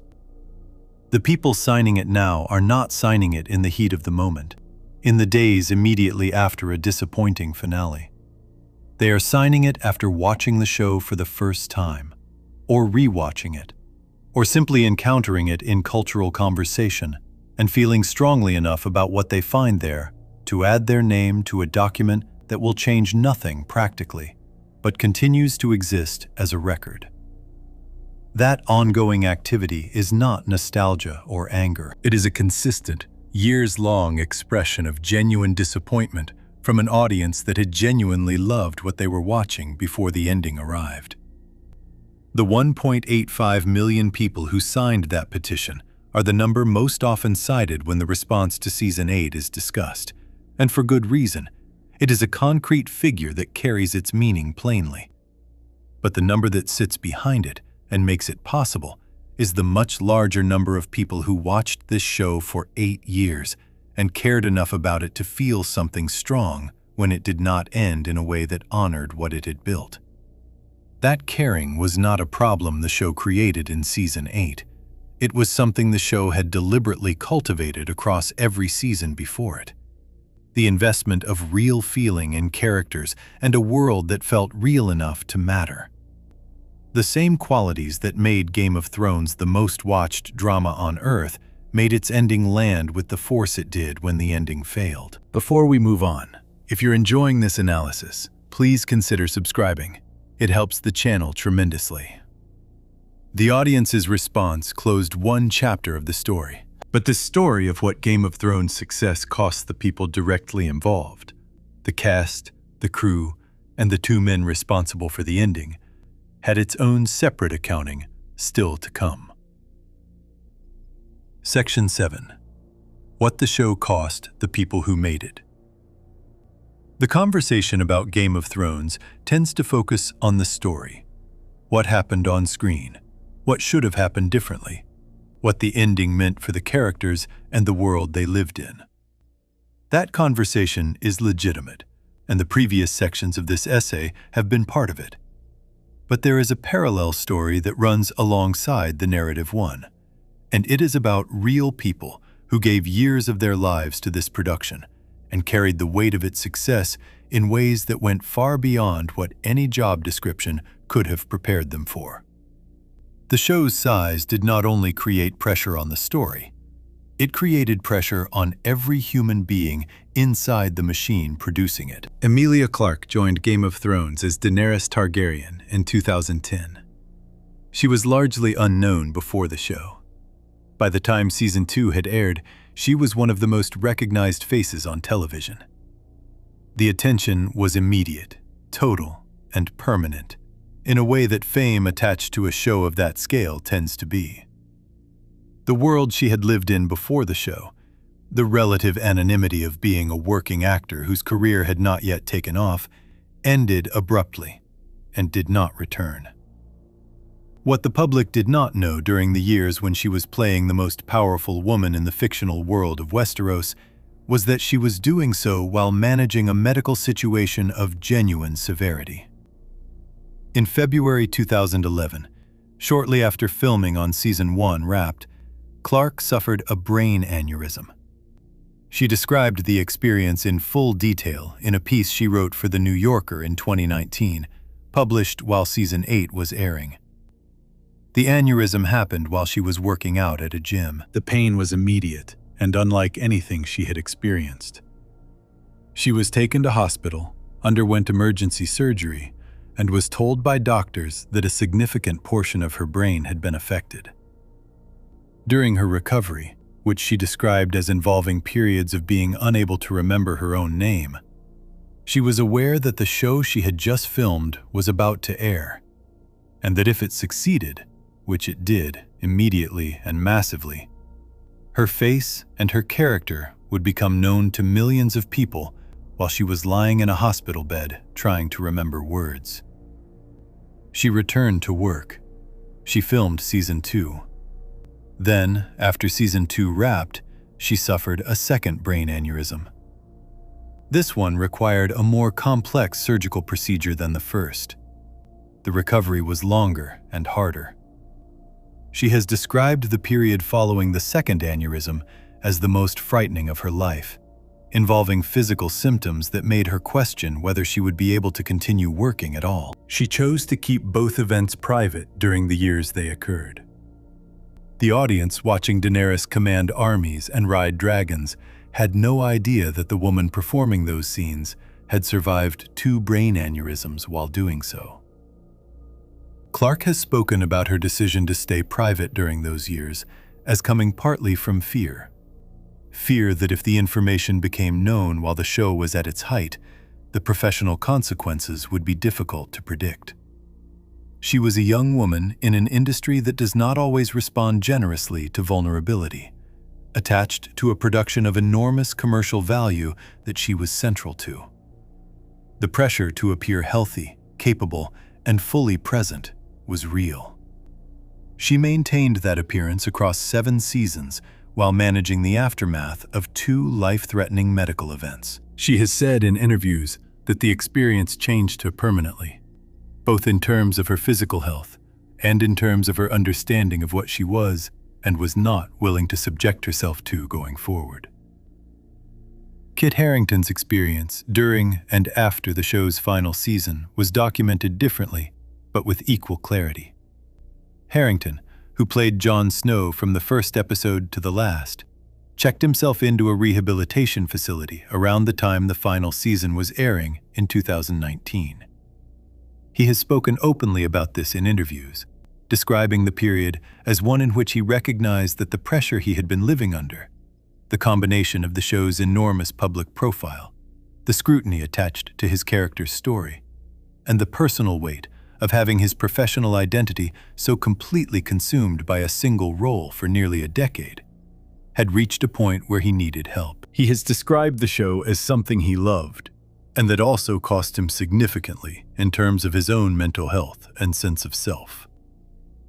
The specific circumstances of watching the petition and the critical response to Season 8 arrive while he was in a rehabilitation facility were described by Harington in his New York Times interview as genuinely difficult. He was not present in the normal flow of public life during the weeks when the conversation about the finale was loudest. He was in a controlled environment specifically because that kind of intense public pressure had already been identified as something he needed to step back from. His reaction to the petition, the anger he described openly, makes more sense in that context. He was not simply a defensive actor protecting his work. He was a person already under significant strain, who was watching a document with nearly 2 million signatures describe the writers of his show as incompetent, during a period when he was actively seeking help for problems that the show's pressure had contributed to creating. The physical demands on the cast and crew during the production of the final season were documented in a film called The Last Watch, directed by Jeannie Finley. The film aired on HBO the week after the series finale, on May 26, 2019. It is a 2-hour documentary that follows the making of Season 8 from the inside, and it is one of the most honest records of what large-scale television production actually costs the people doing it. The film does not present the making of the show as glamorous. It presents it as exhausting in a way that goes beyond ordinary professional fatigue and into something closer to sustained physical endurance. The Battle of Winterfell sequence required 11 consecutive weeks of night shoots. The filming took place in Northern Ireland, in temperatures that regularly dropped into the low 30s. 750 crew members worked every single night of those 11 weeks, wading through mud and rain to set up and maintain the conditions required for the shoot. Maisie Williams, who played Arya Stark, and whose character delivered the killing blow in the battle, said in interviews that nothing could prepare a person for how physically draining the experience was. She described it as unlike anything else she had done on the show in 8 years of filming. Sophie Turner, who played Sansa Stark and who had joined the show as a teenager alongside Williams, made similar observations about the physical and emotional difficulty of those final months of production. Williams and Turner had both been cast as children. Williams was 13 years old when she was selected to play Arya Stark. Turner was also 13 when she was cast as Sansa. They had spent their entire adolescence inside this production.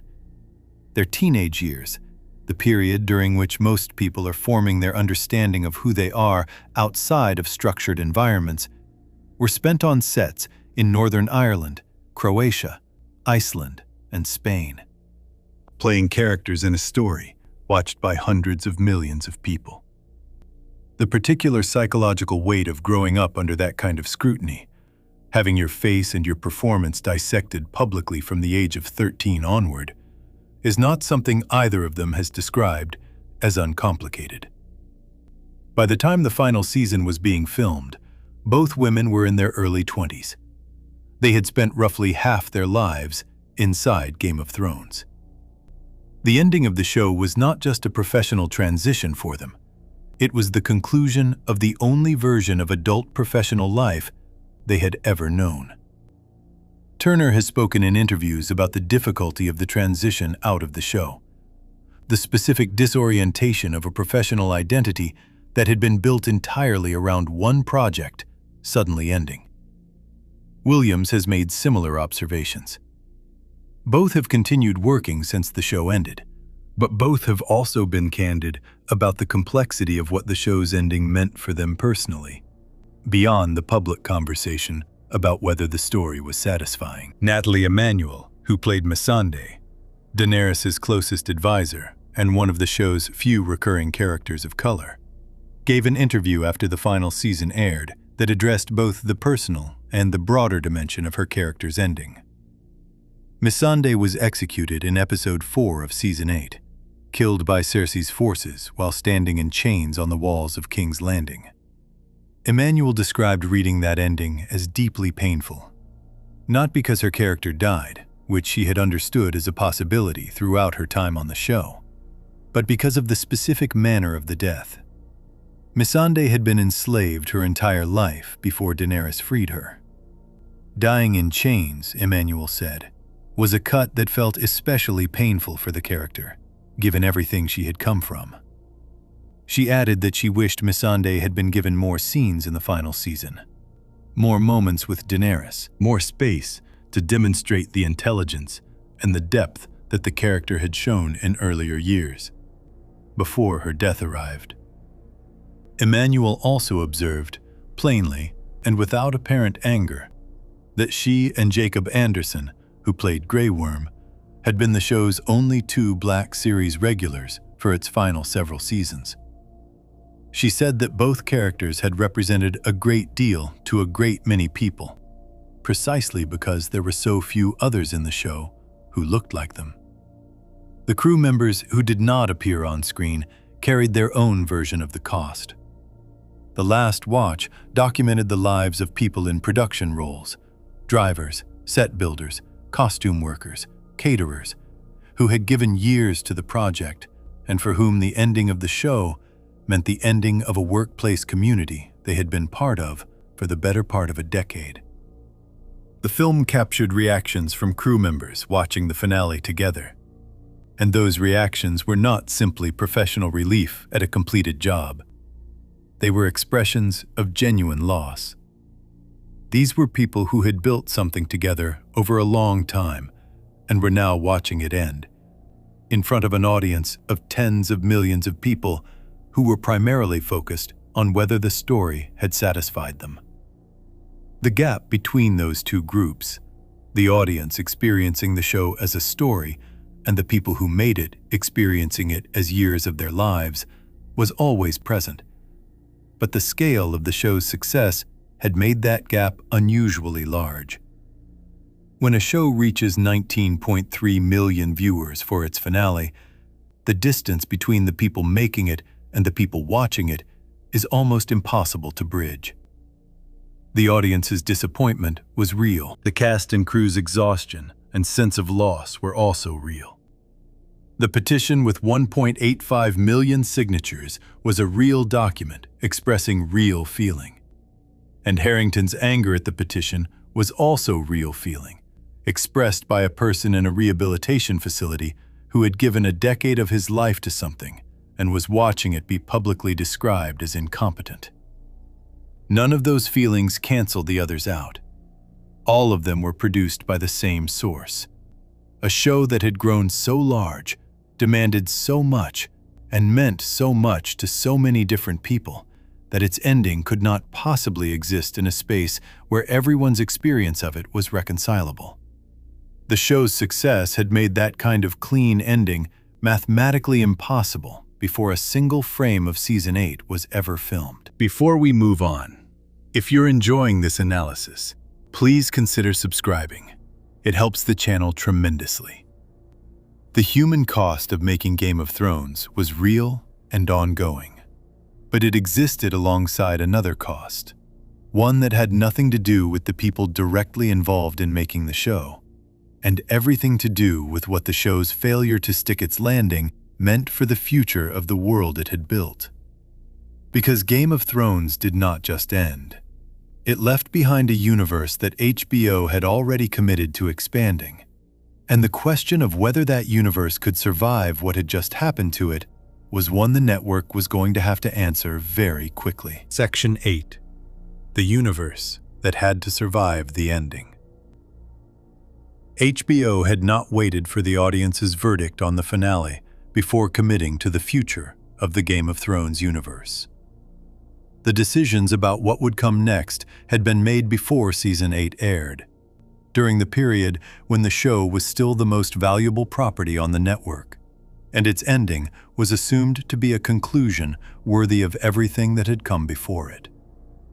By the time May 19, 2019 arrived, and 19.3 million people watched the finale and immediately began expressing how they felt about it, the machinery for expanding the world of Westeros was already in motion. HBO was not going to walk away from the most successful drama in its history because the final season had disappointed its audience. The question was not whether the universe would continue. The question was whether the audience that had just been disappointed would come back for more. The answer to that question required understanding exactly how much damage had been done. And the damage, while real, turned out to be more specific than it first appeared. The first attempt at a Game of Thrones spin-off did not survive long enough to air.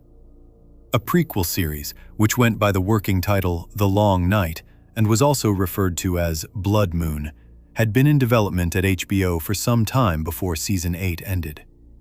The show was set thousands of years before the events of Game of Thrones, during the period known in the show's history as the Age of Heroes, the era in which the first Long Night, the original winter brought by the White Walkers, had occurred. Naomi Watts had been cast in the lead role.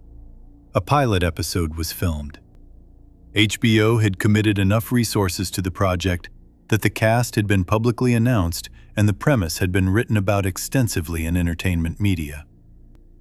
In October 2019, the same month that Benioff and Weiss exited Star Wars, and 5 months after the Game of Thrones finale, HBO canceled the Long Night prequel before a single episode aired publicly. The pilot had been filmed and screened for the network. The network decided not to proceed. HBO's president of programming at the time, Casey Bloys, declined to give detailed reasons for the cancellation. The show simply stopped existing. Naomi Watts and the rest of the cast moved on. The pilot, which cost significant resources to produce, was shelved permanently. No public explanation of what was wrong with it was ever offered in any detail. The cancellation of that pilot was itself a signal worth reading carefully. HBO had committed to a full pilot production, a significant financial investment, and then walked away from it before the public ever saw a frame. That does not happen often. Networks produce pilots specifically to evaluate whether something is worth continuing, and the decision to abandon a pilot after it has been filmed means the evaluation produced a clear answer. Whatever the Long Night prequel was, HBO decided after watching it that it was not what the Game of Thrones universe needed to present as its first public step forward after the controversial finale. The bar had been raised by the conversation surrounding Season 8, and the pilot did not clear it. What HBO chose to develop instead was a different prequel, one set much closer in time to the events of Game of Thrones, focused on a chapter of Westerosi history that George R.R. Martin had already written about in a published book. House of the Dragon was based on Fire and Blood, Martin's 2018 companion volume that documented the history of House Targaryen across roughly the first 150 years of their rule over Westeros.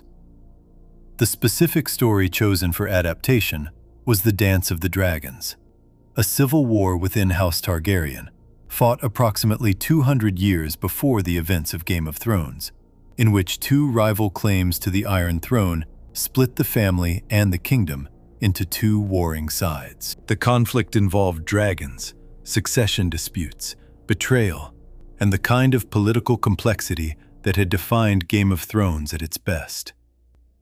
Martin was involved with House of the Dragon from the beginning in a way he had not been with the later seasons of Game of Thrones. He has described himself as a co-creator of the series. Ryan Condal was brought in as showrunner, and Martin has said that through the development period and the production of the first season, his collaboration with Condal was genuine and productive. He read scripts, he gave notes, he was consulted on decisions that affected characters and storylines drawn from his own published material. The arrangement was closer to what his involvement in the early seasons of Game of Thrones had looked like, and Condal himself has spoken about deliberately structuring things that way, specifically because of what had happened when Martin was excluded from the later seasons of the original show. The choice to use Fire and Blood as the source material was also strategically significant in a way that the cancelled Long Night prequel had not been. Fire and Blood was a published book. It existed. The story being adapted had a shape that Martin had already given it, which meant the showrunners were working from a completed source, in the same way that Benioff and Weiss had worked from completed source material during the early seasons of Game of Thrones. The lesson that everyone in the industry had drawn from the original show's trajectory, that the quality declined when the source material ran out, was being directly addressed in the choice of what to adapt next. House of the Dragon was designed, from its foundation, to avoid the specific condition that had contributed most visibly to Game of Thrones' collapse. House of the Dragon premiered on August 21, 2022. The premiere drew almost 10 million viewers on HBO and HBO Max combined, a number that broke the network's record for the most viewers to tune in to a new original series on its premiere night. The record it broke was the one previously held by Game of Thrones itself. That premiere number was treated by HBO and by the entertainment press as confirmation that the damage done by Season 8 had not permanently destroyed the audience's relationship with this world. People were willing to return. The disappointment of 2019 had not closed the door. The first season of House of the Dragon was received with significant enthusiasm from both critics and audiences. The season told the story of the early stages of the Targaryen Civil War, focusing on the relationship between Princess Rhaenyra Targaryen and her father, King Viserys, and on the political maneuvering that would eventually tear the family apart. Critics praised the season for returning to the kind of careful character construction and political complexity that had defined Game of Thrones in its strongest years. The audience scores on Rotten Tomatoes reflected this. The first season performed considerably better with audiences than Game of Thrones Season 8 had. The world of Westeros had demonstrated that it could produce compelling television again, under different creative leadership, and with Martin more meaningfully involved. The second season, which aired in 2024, was more divisive. Critics and audiences were less unified in their response, with some feeling the season had moved too slowly, and others appreciating the deliberate pace. The Rotten Tomatoes numbers for the second season were lower than the first on both the critics and audience sides. The conversation around the second season was not as damaging as the conversation around Game of Thrones Season 8 had been, but it did introduce a note of uncertainty about whether House of the Dragon could sustain the momentum its first season had generated. Behind the scenes of House of the Dragon, things had also become complicated in ways that eventually became public. Miguel Sapochnik, who had served as co-showrunner alongside Ryan Condal for the first season, and who had directed some of the most celebrated episodes of Game of Thrones, including Hardhome, Battle of the Bastards, The Winds of Winter, and The Long Night, left the show after the first season concluded. The circumstances of his departure were described in reports at the time as involving a disagreement with Condal. The precise nature of that disagreement was not detailed publicly, and both sides remained largely quiet on the specifics. Sapochnik's exit meant that the show lost one of its most experienced directors and one of its two original showrunners before its second season had even begun filming. Martin's relationship with Condal, which had started so productively, also deteriorated. Martin spoke about this directly in a January 2026 interview with The Hollywood Reporter, one of the most candid interviews he had given about any of his television adaptations. When asked about the state of his relationship with the House of the Dragon creative team, Martin did not soften his answer. He described the relationship as abysmal. He said that he had hired Condal, had believed they were genuine creative partners, and that through the first season, that belief had been supported by the actual working relationship. He had read scripts, given notes, seen changes made in response to his feedback. After the first season, that collaboration broke down. Martin said he was no longer given early drafts to read. His notes were no longer being incorporated. The pattern of exclusion that had developed with Benioff and Weiss in the later seasons of Game of Thrones was repeating itself with House of the Dragon. The man who had created the source material for both shows was once again watching an adaptation of his work proceed without him. The repetition of this pattern, Martin being brought in, valued, and then gradually sidelined, is one of the most revealing facts in the entire history of these productions. It happened with Benioff and Weiss across the run of Game of Thrones. It happened again with Condal across the run of House of the Dragon. The consistency of the pattern suggests that the problem is not specific to any one showrunner's personality or any one production's circumstances. The problem appears to be structural.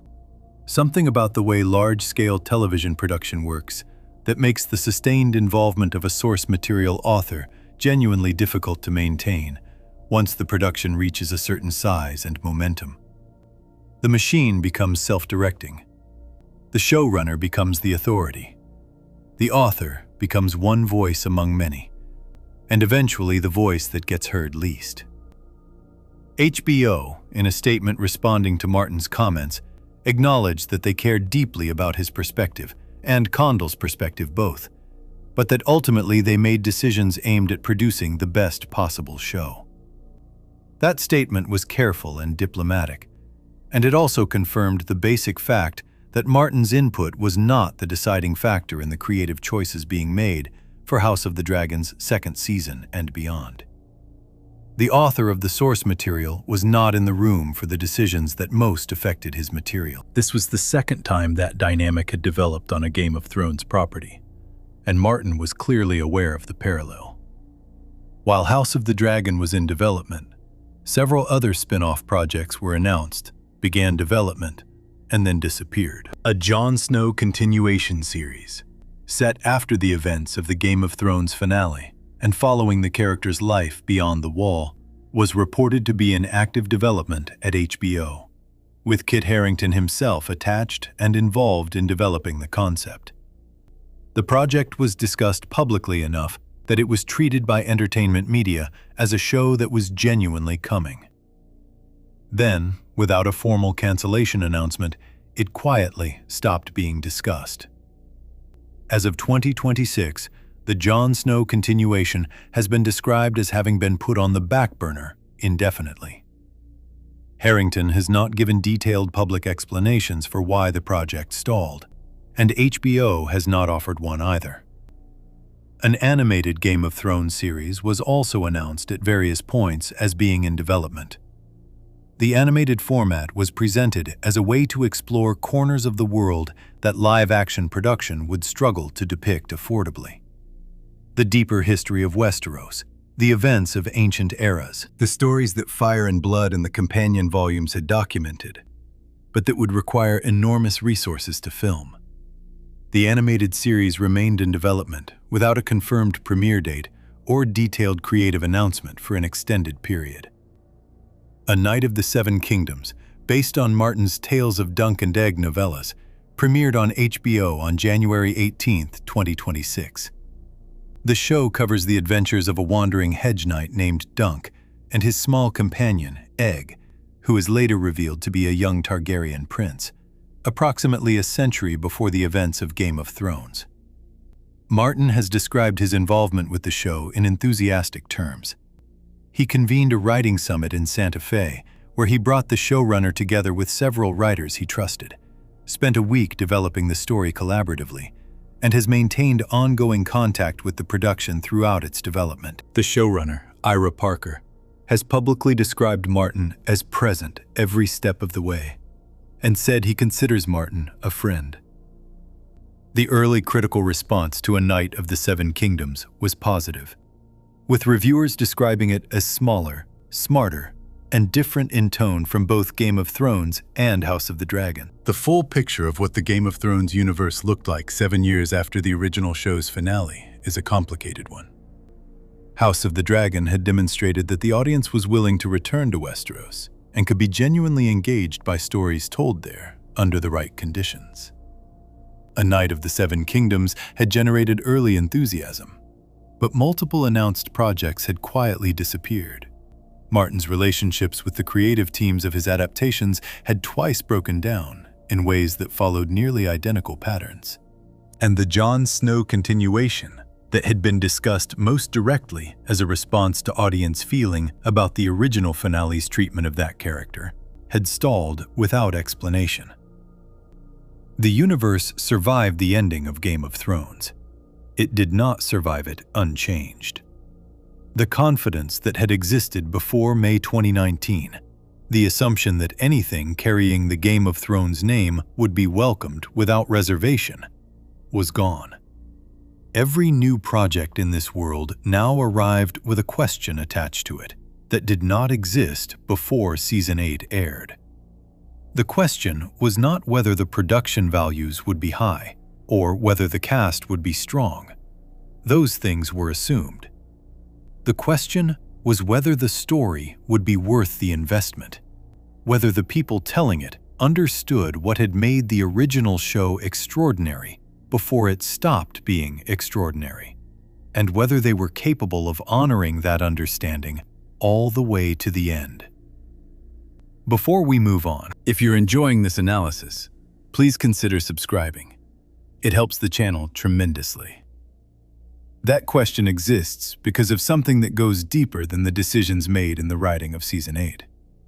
It exists because of something built into the nature of what Game of Thrones had become. Something about the relationship between a story and the people watching it. and what happens when that story grows large enough that its own success begins to shape the choices being made inside it. Understanding that deeper truth requires going back to the beginning of the show's rise and asking a question that almost nobody was asking while the show was at its peak.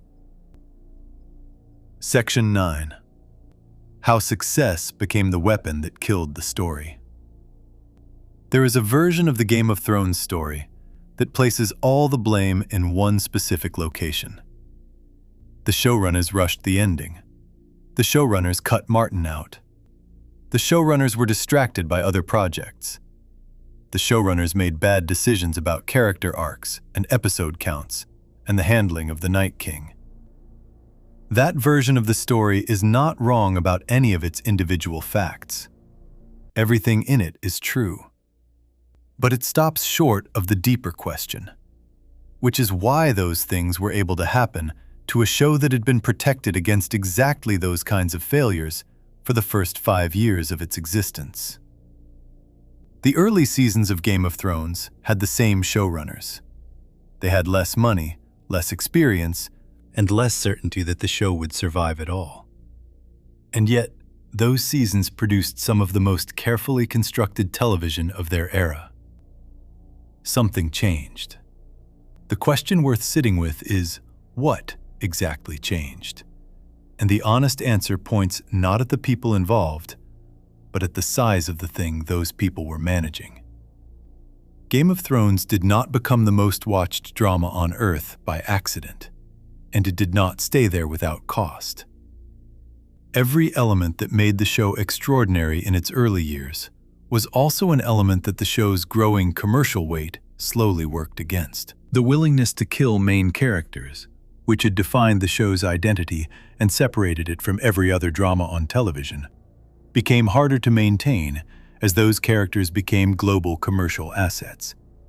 The political complexity that made the early seasons feel genuinely unpredictable required the kind of slow, careful storytelling that a show with a contractually limited episode count could not afford.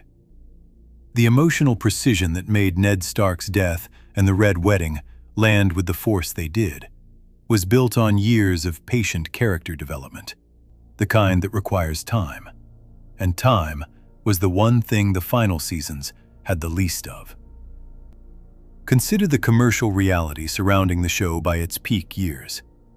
Merchandise revenue tied to Game of Thrones was estimated at over $2 billion across the show's run. HBO's subscriber numbers visibly increased when seasons aired and decreased when they ended. The show was not simply the network's most watched property. It was the primary argument the network made for its own existence at a time when streaming services were beginning to challenge the traditional cable model. Every year that Game of Thrones aired was a year that HBO could point to it as evidence that the premium cable subscription was worth paying for. Every year that it did not air was a year the network had to make that argument without its strongest evidence. This commercial reality did not change what appeared on screen in any direct or obvious way. Nobody in an executive office sent a memo telling the writers to make the dragons bigger and the political conversations shorter. The influence of commercial scale on creative decisions is almost never that simple or that visible. It works more quietly, through the conditions it creates and the pressures it generates, through the things that become difficult to say no to, and the things that become easy to prioritize over others.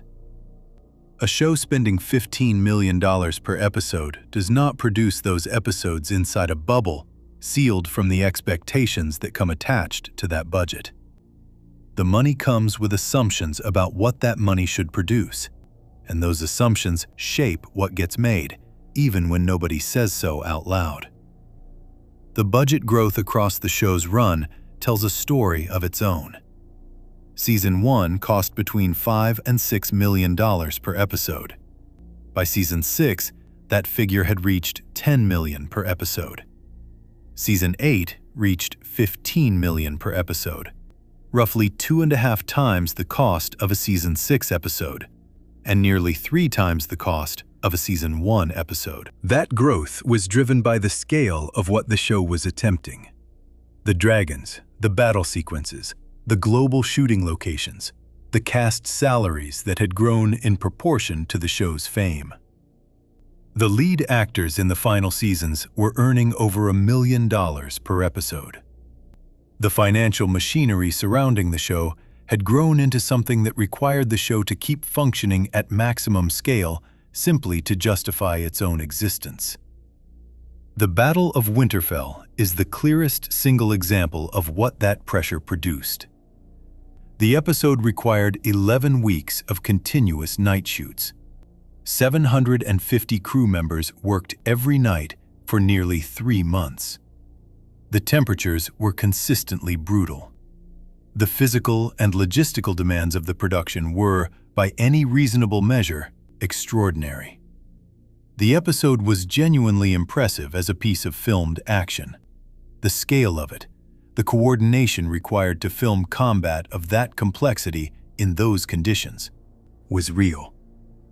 But the episode also resolved the show's central mythological threat in 72 minutes, 3 episodes before the finale, without giving that resolution the dramatic weight the 7 seasons of build-up had promised it. The production had prioritized the spectacle of the confrontation over the meaning of its outcome. The money and the effort and the weeks of night shoots had gone into making the battle look as large as possible. And the story logic of what the battle meant had been compressed to fit around it. This is what the show's success had done to its priorities, gradually, and without anyone necessarily deciding that it should. The early seasons of Game of Thrones were celebrated for being a show where the writing came first. The story decisions drove everything else. The production served the narrative rather than the narrative serving the production.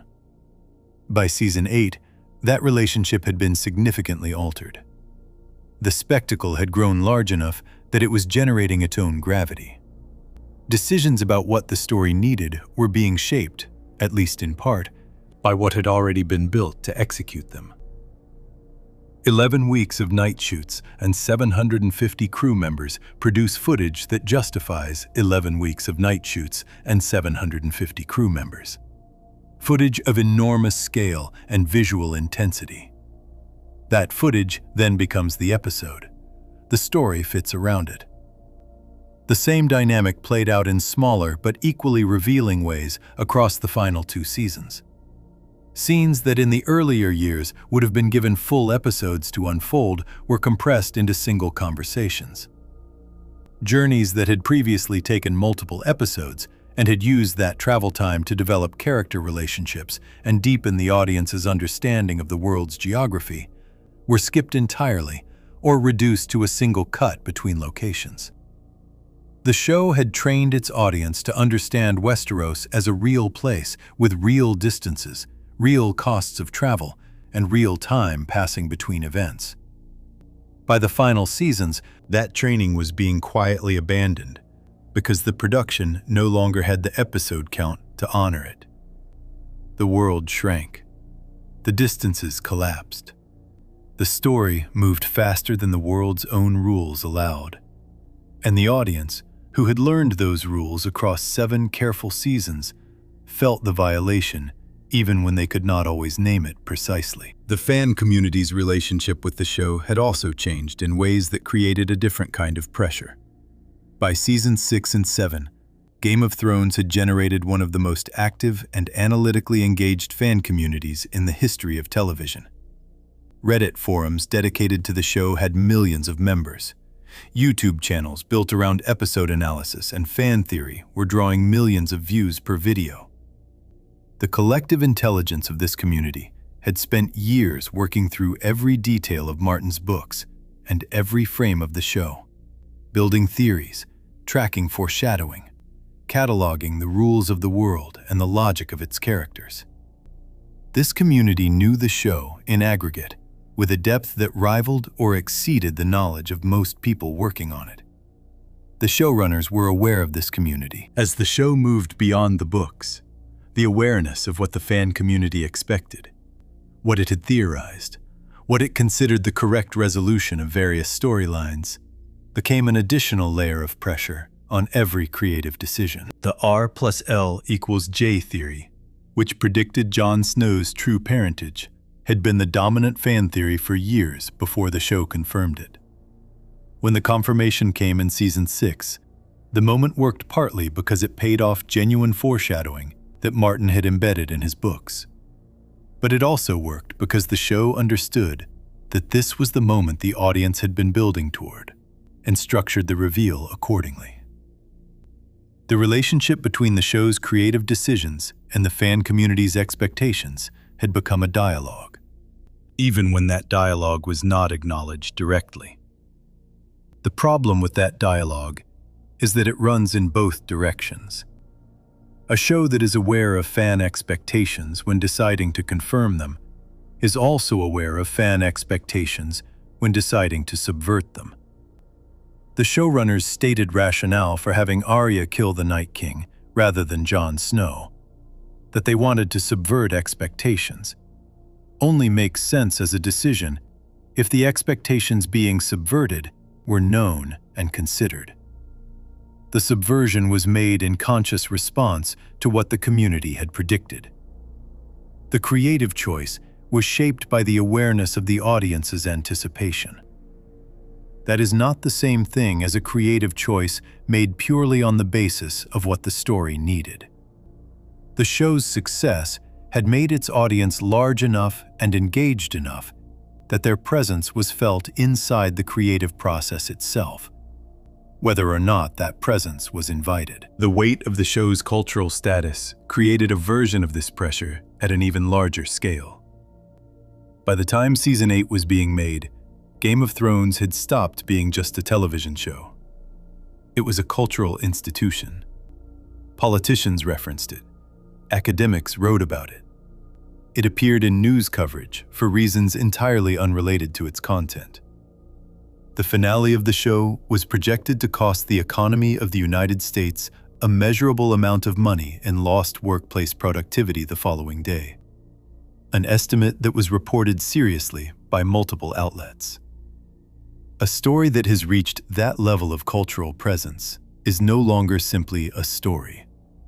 It is a shared experience that hundreds of millions of people feel some degree of ownership over. And the ending of that experience carries obligations that a normal story does not carry. Those obligations do not make the ending better. They make it harder.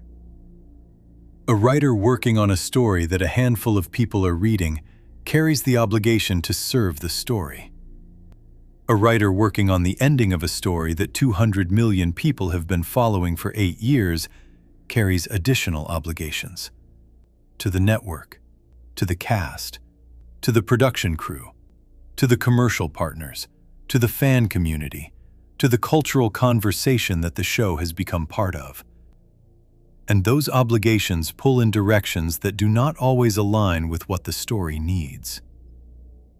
The show's success had created so many stakeholders in its ending that making a purely story-driven choice had become almost impossible.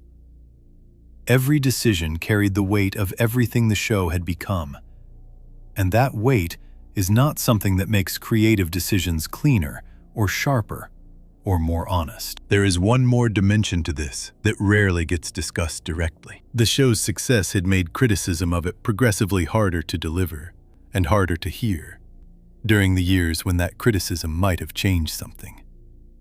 When a show is the most watched drama on Earth, winning every major award available to it, and generating subscriber growth for the most prestigious cable network in America, the normal feedback mechanisms that keep creative work honest become very difficult to maintain. Writers who might have pushed back on a decision stayed quiet. Executives who might have questioned a script said nothing. The commercial success of the show had effectively insulated the people making it from the kind of productive friction that tends to catch problems before they become permanent. By the time the audience delivered its verdict on Season 8, through the petition, the review scores, and the sustained critical conversation, the show was already finished.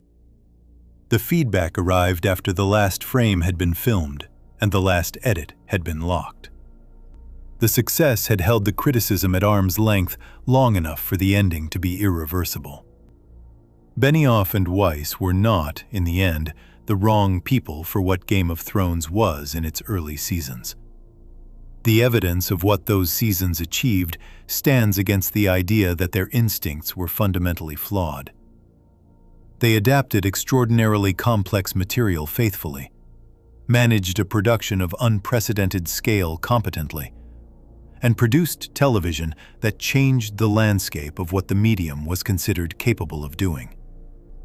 The problems that developed were not purely problems of individual capability. They were problems that emerged from the collision between the creative demands of finishing a massive and complex story and the commercial and cultural weight that the show's success had loaded onto that process. Martin wanted 10 seasons of 10 episodes. What he was asking for was time, the specific resource that a story of that complexity required to resolve itself properly. The reason that time was not given had nothing to do with whether HBO could afford it or whether the audience would have watched it. HBO could afford it, demonstrably, given what it was already spending per episode. The audience was watching in record numbers right up to the finale. The time was not given because the people running the show were tired and because the obligations attached to continuing had grown so large that finishing had become the more rational choice, even at the cost of finishing well. The show's success had made the burden of continuing heavier than any reasonable person could be expected to carry indefinitely. And that burden, not malice, not incompetence, not indifference, is what ultimately compressed the ending into a container too small to hold it. The full shape of what went wrong with Game of Thrones is not a story about two showrunners who failed their audience. It is a story about what happens when a piece of creative work becomes so commercially and culturally enormous that the conditions required to finish it well become almost impossible to maintain. The show created those conditions through its own extraordinary success. Its best qualities, the complexity of its characters, the ambition of its storytelling, the emotional investment it generated in its audience, were the same qualities that made it so difficult to conclude. The very things that made people love it so deeply were the things that made the ending hit so hard when it did not deliver. Before we move on, if you're enjoying this analysis, please consider subscribing. It helps the channel tremendously. What that pattern means for the future of television, for the shows that came after Game of Thrones, for the networks and platforms that studied its trajectory, and for the audiences who have never quite looked at a long-running prestige drama the same way since, is a question that goes beyond one show's ending and into something about the nature of storytelling itself at the scale that modern entertainment has made possible. Section 10. What Game of Thrones left behind forever. The story of Game of Thrones does not end with its finale. It does not end with the petition, or the Emmy ceremony, or the departure from Star Wars, or the launch of House of the Dragon. The story of what this show did to television and to the people who watch it is still being written, because the changes it produced were not temporary reactions to a single cultural moment. They were permanent alterations to the landscape, to what audiences expect from long-running stories, to what networks believe is possible for fantasy on screen, to how the entertainment industry thinks about the relationship between commercial scale and creative quality. Game of Thrones remade the television world while it was at its best, and then it remade it again, differently, when it ended the way it did. Both versions of that remaking are still visible everywhere you look. Start with what the show built before it broke. Before Game of Thrones, the idea that a fantasy series could compete at the highest level of prestige television, could win the Emmy for Outstanding Drama Series, could be cited by critics as the best show on television, could drive a premium network's subscription numbers in a measurable and documented way, was not seriously entertained by most of the industry. Fantasy was a genre with a ceiling, and everyone in the business understood where that ceiling was. The ceiling had been established by decades of evidence. Low-budget, ongoing series, the occasional limited event production, animation aimed at children or at adults who had already self-identified as fantasy fans. Mass crossover appeal, the kind that turned a show into a shared cultural experience regardless of whether its viewers had any prior interest in the genre, was simply not something fantasy television had demonstrated the capacity to produce. Game of Thrones removed that ceiling permanently. Not because it proved that fantasy could be popular. Fantasy had always been popular with its specific audience. But because it proved that fantasy, executed with the full resources and seriousness of prestige drama, could become the thing that everyone was watching, regardless of their prior relationship with the genre. The audience for Game of Thrones at its peak was not primarily composed of people who had read Martin's books or who had lifelong attachments to the fantasy genre. It was composed of the general television audience, people who watched drama and valued good storytelling, and found in Game of Thrones a show that gave them both, in a package they had not expected to want. The industry response to that proof was immediate and sustained. In the years following Game of Thrones' peak popularity, every major network and streaming platform began commissioning fantasy projects at a scale that would have been unimaginable before 2011. Amazon committed a budget reported at over $1 billion for the first season of its Lord of the Rings adaptation, The Rings of Power, which premiered in 2022. That number, $1 billion for a single season of a fantasy television series, would have been treated as a joke by any studio executive in 2010. After Game of Thrones, it was a business decision made in full seriousness, based on a market that the show had demonstrated existed. Netflix, Disney+, Apple TV+, and every other platform with significant resources began developing fantasy properties with budgets and levels of ambition that reflected Game of Thrones' proof of concept. The genre's ceiling had not just been raised, it had been removed entirely. That transformation of the fantasy television landscape is Game of Thrones' most concrete and permanent legacy on the industry side. Every prestige fantasy series that exists today, and every one that will be made in the coming years, is operating in a world that Game of Thrones created. The resources available to those shows, the seriousness with which they are developed and marketed, the expectation that they will be evaluated by the same standards as any other prestige drama, all of that flows from what Game of Thrones demonstrated was possible. The show also permanently changed what audiences expect from long-running drama in a way that has nothing specifically to do with fantasy. The early seasons of Game of Thrones established a set of expectations about how stories could be told. That main characters could die without warning. That the narrative would not protect people simply because the audience liked them. That comfort and safety were not guaranteed by the genre conventions the audience was used to. Those expectations, once established, do not disappear when one show ends. They become part of the general understanding of what sophisticated television is allowed to do. And audiences now bring them to every long-running drama they commit to. The consequence of that shift is that the stakes of a long-running drama's ending have risen significantly.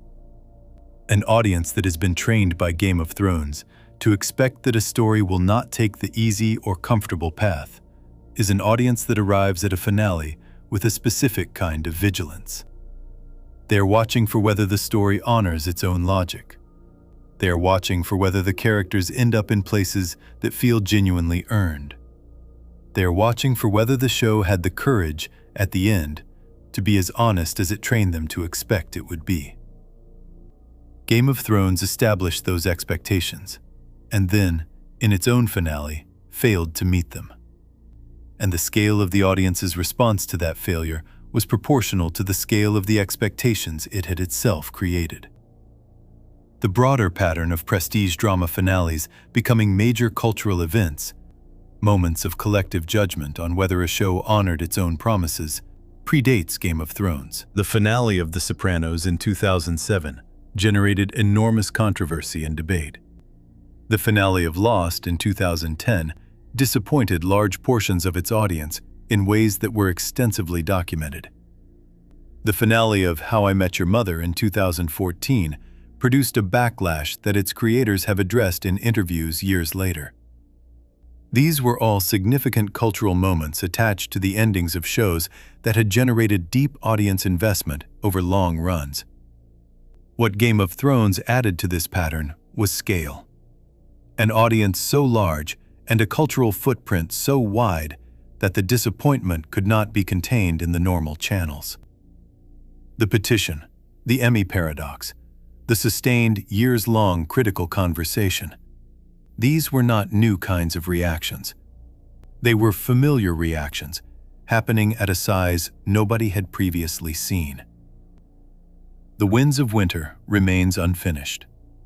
This fact, sitting alongside everything else in this essay, carries its own particular weight. Martin began work on the 6th book in his series in 2011, the same year Game of Thrones premiered. As of 2026, 15 years later, the book has not been published. Martin has given numerous public updates over the years, each acknowledging that the book is still in progress. He missed 2 publisher deadlines in 2015. He has described the book publicly as the curse of his life. He has continued to work on other projects: Fire and Blood, The World of Ice and Fire, shorter fiction, television development, while the primary continuation of the story that made his name into a global cultural landmark remains incomplete. The significance of this is that the audience who wanted to know how the story of Game of Thrones actually ends, how Martin's version of it ends, the version with the full complexity and the full character logic and the full destination that Martin always knew was coming, has been waiting for that answer for over a decade and has not received it. The show ended in 2019. The books that were supposed to tell the same story, and then tell it differently, and then tell it better, are not there. Martin said at Oxford University that the books will not end the same way the show did. The audience applauded. But the books that will end differently do not exist yet, and there is no confirmed date for when they will. The irony of this situation is total. The show ran ahead of the books, ran out of the books, and then ended in a way that disappointed its audience, partly because it no longer had the books to lean on. The books, which were supposed to exist independently of the show, and ultimately provide a more complete and satisfying version of the story, are now defined in the public conversation primarily by the show they outlasted and the ending they promised to correct. Martin's literary work, which existed before the show and which generated the show, is now understood in relation to the show in a way that inverts the original relationship between them. The adaptation has consumed the source material in the public imagination, and the source material has not yet produced anything to reclaim its own identity. This is perhaps the strangest and most lasting consequence of the show's extraordinary success. Martin sold the rights to his unfinished story. The adaptation caught up to the story, passed it, and ended before the story did. The ending disappointed hundreds of millions of people. And now, the unfinished story carries the obligation not just to be what Martin always intended it to be, but to be better than the ending that disappointed those hundreds of millions of people. The pressure attached to The Winds of Winter is no longer just the normal pressure of a reader wanting to know what happens next. It is the specific and enormous pressure of an audience that has already seen one ending and needs the other one to be something different. Martin has acknowledged this. He has said his main regret about the entire experience is that the books were not finished before the show caught up to them. That regret is understandable, and it is honest. But it does not change the situation, which is that the books are still not finished. That the show ended 6 years ago with an ending the audience largely rejected. and that the literary version of the story remains the only possible source of what the audience has been waiting for since before Game of Thrones aired its final episode. What the show left behind, then, is a complicated inheritance. A genre transformed and elevated permanently. A standard for production quality in fantasy television that every subsequent show in the genre is measured against. A record for Emmy wins that stands and will likely stand for a long time. A global audience trained to expect more from long-running drama, to expect honesty and courage and character logic all the way to the end, and therefore primed to feel the absence of those things with particular sharpness when a finale fails to deliver them. A universe of spin-off properties still finding their footing 7 years after the original show ended, and an unfinished book series carrying the weight of everything the show built and everything the show broke, still unwritten, still promised, still waiting to arrive. None of these things are small. The positive parts of this legacy represent a genuine and permanent contribution to the medium of television and to the culture that produces and consumes it. The painful parts represent something equally real: the documented cost of what happens when a story becomes so large and so valuable and so commercially essential that the conditions required to finish it well become nearly impossible to maintain. Both versions of the legacy are Game of Thrones. The show that changed what television was capable of, and the show that could not survive what it had become, are the same show. That fact, the continuity between the two, is the thing that makes the story of Game of Thrones something more than a simple narrative about a show that started well and ended badly. The ending did not happen despite the success. The ending happened because of it. Understanding that fully requires confronting one final truth that the numbers and the timelines and the behind-the-scenes accounts can only approach from the outside. The real cost of what happened to Game of Thrones lives inside the specific emotional experience of the people who loved it, what they lost when the ending arrived, and what that loss revealed about the nature of caring deeply about a story told in the age of television at its most powerful and most commercially consuming. That experience deserves its own reckoning. If you enjoyed this video essay, make sure to subscribe. Thanks for watching, and I'll see you in the next one.